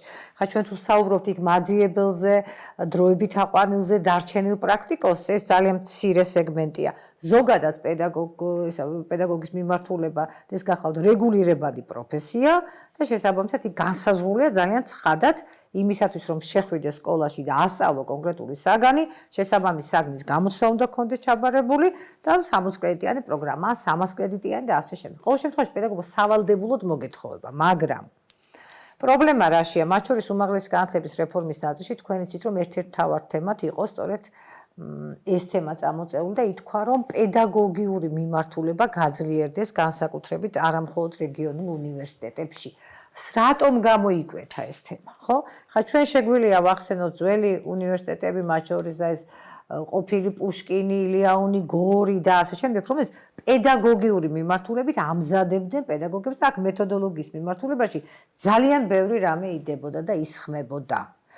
შემდეგ ჩვენ დღეს ვინც ყავს სისტემაში ჩვენი პედაგოგი, მათ შორის არიან სწორედ ამ უნივერსიტეტ ან ამ ინსტიტუტ, ყოფილ ინსტიტუტ დამთავრებულები, ან სხვადასხვა მიმართულებით, მაგრამ ყველას აქვე უნდა ვთქვა, რომ შესაბამისი დადასტურებული, რომ მათ ეს მეთოდოლოგია იციან და პედაგოგიური აქვთ გავლილი სეგმენტი, ეს აქვთ დადასტურებული. თუმცა ვამბობთ კიდევ ერთხელ, რომ ამ მიმართულებით, პედაგოგიური მიმართულებით, მათ შორის უმაღლესი განათლების რეფორმაში ხაზგასმულია, რომ კონკრეტულ უნივერსიტეტებს ჰქონდეთ ეს მიმართულება, ამაში იყვნენ დახელოვნებულები, რადგანაც არ შეიძლება ყველა მაკეთოს ყველაფერი და ყველას ყველაფერი გამოსდიოდეს. აი, უმაღლესი განათლების რეფორმაზე ეს მინდა კიდევ ვთქვა. ან სად არის ამდენი რესურსი უნივერსიტეტებში? ყველა პროგრამას უახორციელებს ყველა უნივერსიტეტი. როგორ შეიძლება ჩვენ ხო ვიცით რომ ეს რესურსი უბრალოდ ბუნებაში არ არსებობს.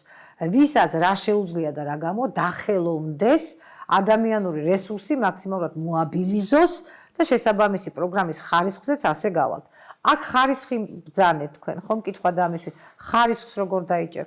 პედაგოგი თუ არ იქნა შესაბამისად მომზადებული, სახელმძღვანელო თუ არ იქნა შესაბამისი დონის, მაგრამ სახელმძღვანელო როგორიც არ უნდა გავაკეთოთ ჩვენ და ამ იცით რა რელსებზე ვდგავართ და როგორიც იქნება უკვე ხვდებით ხო ეს ჩვენი სახელმძღვანელოები ხო ვახსენე მე რაზე გვექნება აქცენტი ამ სახელმძღვანელოს შემტანი უნდა იყოს შეიარაღებული შესაბამისი ცოდნით ანუ ისევ პედაგოგზე მიდიხარ რაც შეეხება პედაგოგების პრესტიჟს პირველი რაც მინდა ვთქვა რომ პრესტიჟიც ავტორიტეტიც და ასე შემდეგ ძალიან ბევრი საზომი აქვს ამას რა ეხლა მე პასუხი რო გაგცეთ რომ ჩვენ მასწავლებლებს მოუმატეთ ხელფასი.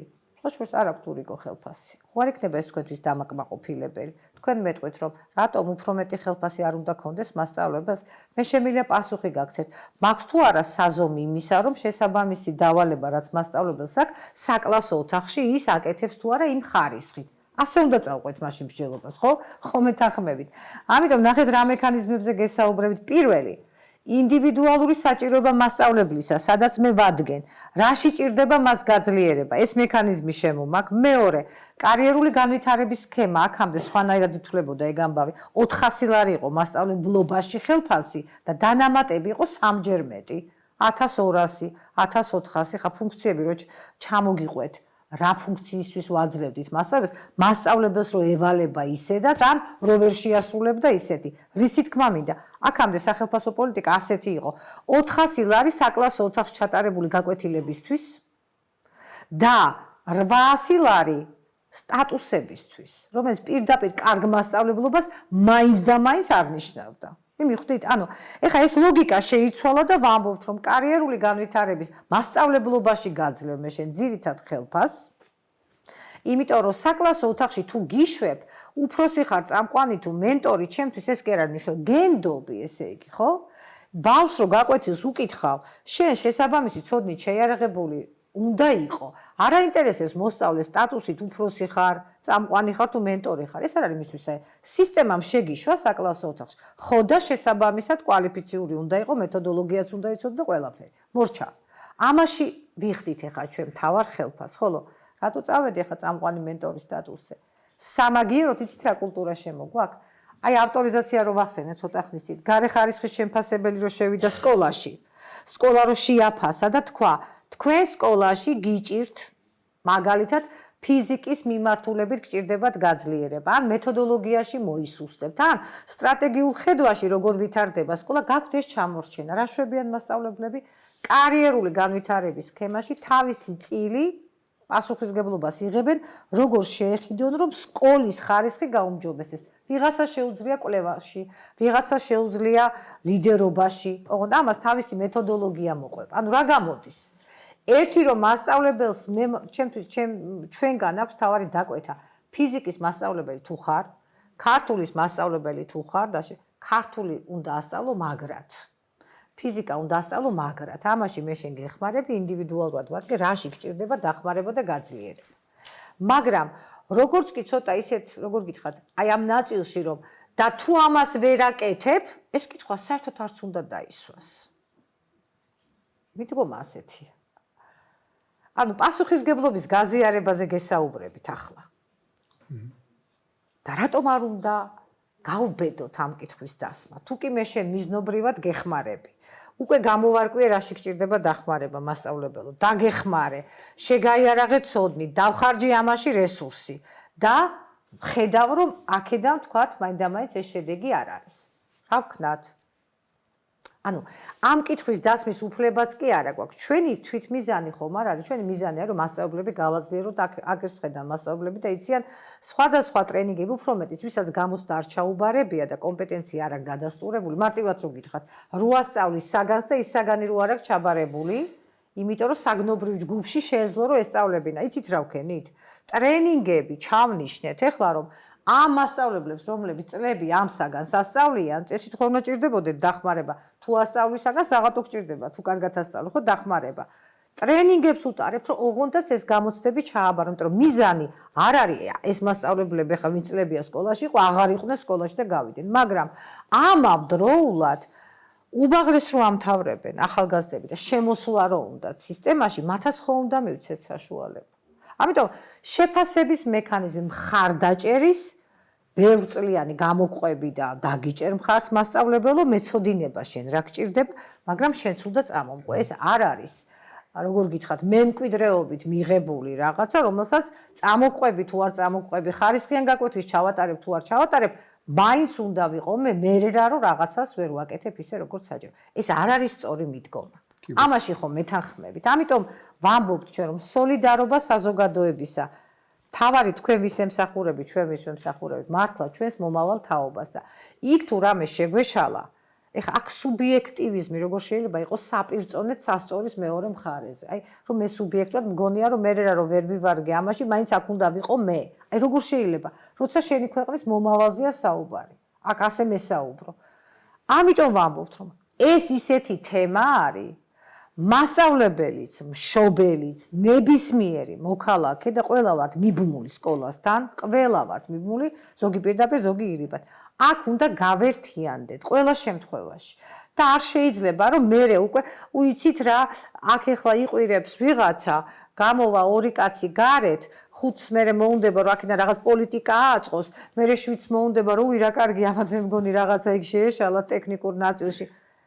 ეხლა ეს ხო პოლიტიკაზე მაღლა დგას, ძალიან მაღლა დგას, რა შუაში აქვს, ვის ვინ მოწონს და პოლიტიკური გემოვნება, საერთოდ რა შუაშია, როცა ჩვენ მომავალზე ვსაუბრობთ, თუმცა ყველას მომავალია და აი ამ ერთობის იმედი მაქვს, თუმცა მგონია რომ მგონია რომ ჩვენ შეგვიძლია ამ ძალიან დიდი მიზნის გარშემო გაერთიანება. პედაგოგიურზე გითხარით? გავიგე. კი ბატონო, თქვენ ინკლუზია ახსენეთ, ამას არ მიდეხარ ეს თემა. იცით თქვენ როგორ რეგულირდება მულტიგუნდის პრინციპი პირველ კლასში რო შემოდის, იცით? გასაგებია. მშობლებთანაც ჭირს, შეიძლება მშობლებსაც უჭირთ მშობლებთან ურთიერთობა, ზოგადად შეიძლება გვიჭირს ურთიერთობები, ცუდია ეს. ფსიქოლოგები რო გჭირდება, გეთანხმებით რომ გჭირდება და აქ მთელ მიდგომას, მათ შორის დამრიგებლობის ინსტიტუტზე აბსოლუტურად ახალ თემას ვამუშავებ, დამრიგებელს უნდა ეცალოს ბავშვებისთვის, ამიტომ აი ამ მიდგომებსაც არ ვაპირებთ სირაქლემის პოზაში ყოფნას, ის რომ სტუდენტები როგორ მიუბათ სკოლას, ან ზოგადად უმაღლესი განათლება და სკოლა როგორ ელაპარაკებოდეს ერთმანეთს, მათ შორის უნივერსიტეტები მეტი კოლაბორაცია რო იყოს ამ მიმართულებით ჩვენ კონკრეტულ პროგრამებს წარმოგიდგენთ, რომ ძალიან სერიოზულად მუშაობთ, ის რაც ცოდნებიც არის უნივერსიტეტში და სკოლა და უნივერსიტეტი რო ერთმანეთთან იყოს ძალიან ახლოს, ინსტიტუციურად ერთმანეთთან მიბმული, ერთმანეთზე.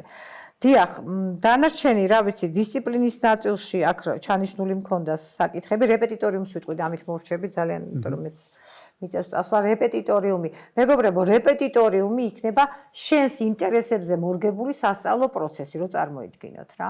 საბუნებისმეტყველო მიმართულება გინდათ, ჰუმანიტარული მიმართულება გინდათ, შენ ირჩევ ამას, მაგრამ მე-11 კლასში, მე-10 კლასში, აი მოსწავლე ირჩევს რა მიმართულებით უნდა, რომელ საგნებს საერთოს, მაგრამ ქართული სავალდებულო იქნება.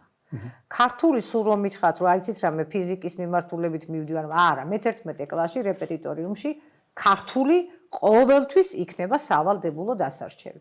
მე-10 კლასში ძირითად საგნებს გაივლით, ხოლო მე-11-ში თქვენი არჩევანის მიხედვით.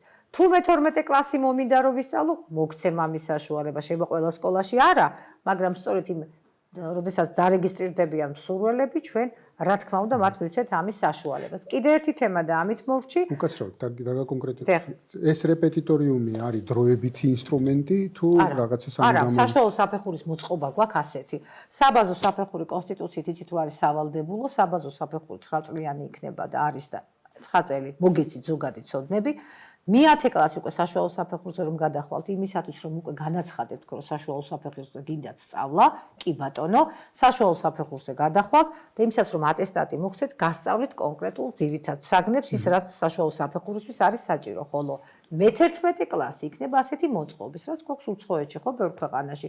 შენს ინტერესებზე მორგებული. შენ ირჩევ საგნებს რომ იქ არის სავალდებულო თქვა 3, მაქსიმუმ 5, ნუ ახლა ამ დეტალებში აღარ შევამ, მაგრამ იქ სავალდებულო აუცილებლად იქნება ქართული. ამიტომ რეპეტიტორიუმისას შესაბამისი მასწავლებელი მოსამზადებელი ყავს. ჩვენ ხო მოსანიშნად არ გვინდა ეგ რომ რეპეტიტორიუმი ყველა გამოდგება რეპეტიტორიუმზე ჩაღრმავებული ფიზიკა, ჩაღრმავებული ქიმია, ჩაღრმავებული. აქ ჩვენ უკვე წელიწად ნახევრით ადრე ვიწყებთ მასწავლებლების მომზადებას, რომელი მასწავლებლების ვინც ასწავლის საშუალო და საბაზო საფეხურს. ერთი თხოვნა მაქვს, ეს თემები იმდენად დიდია და მეც განსამრჩება რომ რაღაცებს თქვენს მსმენელსაც. მეც ძალიან ბევრი რამე დაგვჭა უთქმელი. თუ იქნება ამის შესაძლებლობა, ცალ-ცალკეა სახელმძღვანელოს ხალხე გადაცემა უნდა მიუძღვნათ, საშუალო საფეხურის მოწყობას ხალხე გადაცემა უნდა მიუძღვნათ და არის დიდი თემები, რომელსაც მეტი დრო ჭირდება და დიდი მადლობა ამ დროისთვის. დიდი მადლობა რომ იყავით ჩვენთან ერთად, ქალბატონ თამარს, ბატონ ბაქარს, ბატონ გიორგის რომელსაც დაგხვდობათ. თქვენ ყველას ძალიან დიდი მადლობა რომ მობრძანდით დღეს ჩვენთან ერთად იყავით და გვითმეთ ეს დრო, დასვით კითხვები, ყველამ ვერ შეძლო მესმის, იმიტომ რომ დროში შეზღუდულები ვართ და გთხოვთ რომ გარეთ შემოგვიერთდეთ, ესე ვთქვათ, გავაგრძელოთ არაფორმალურ გარემოში დისკუსიები.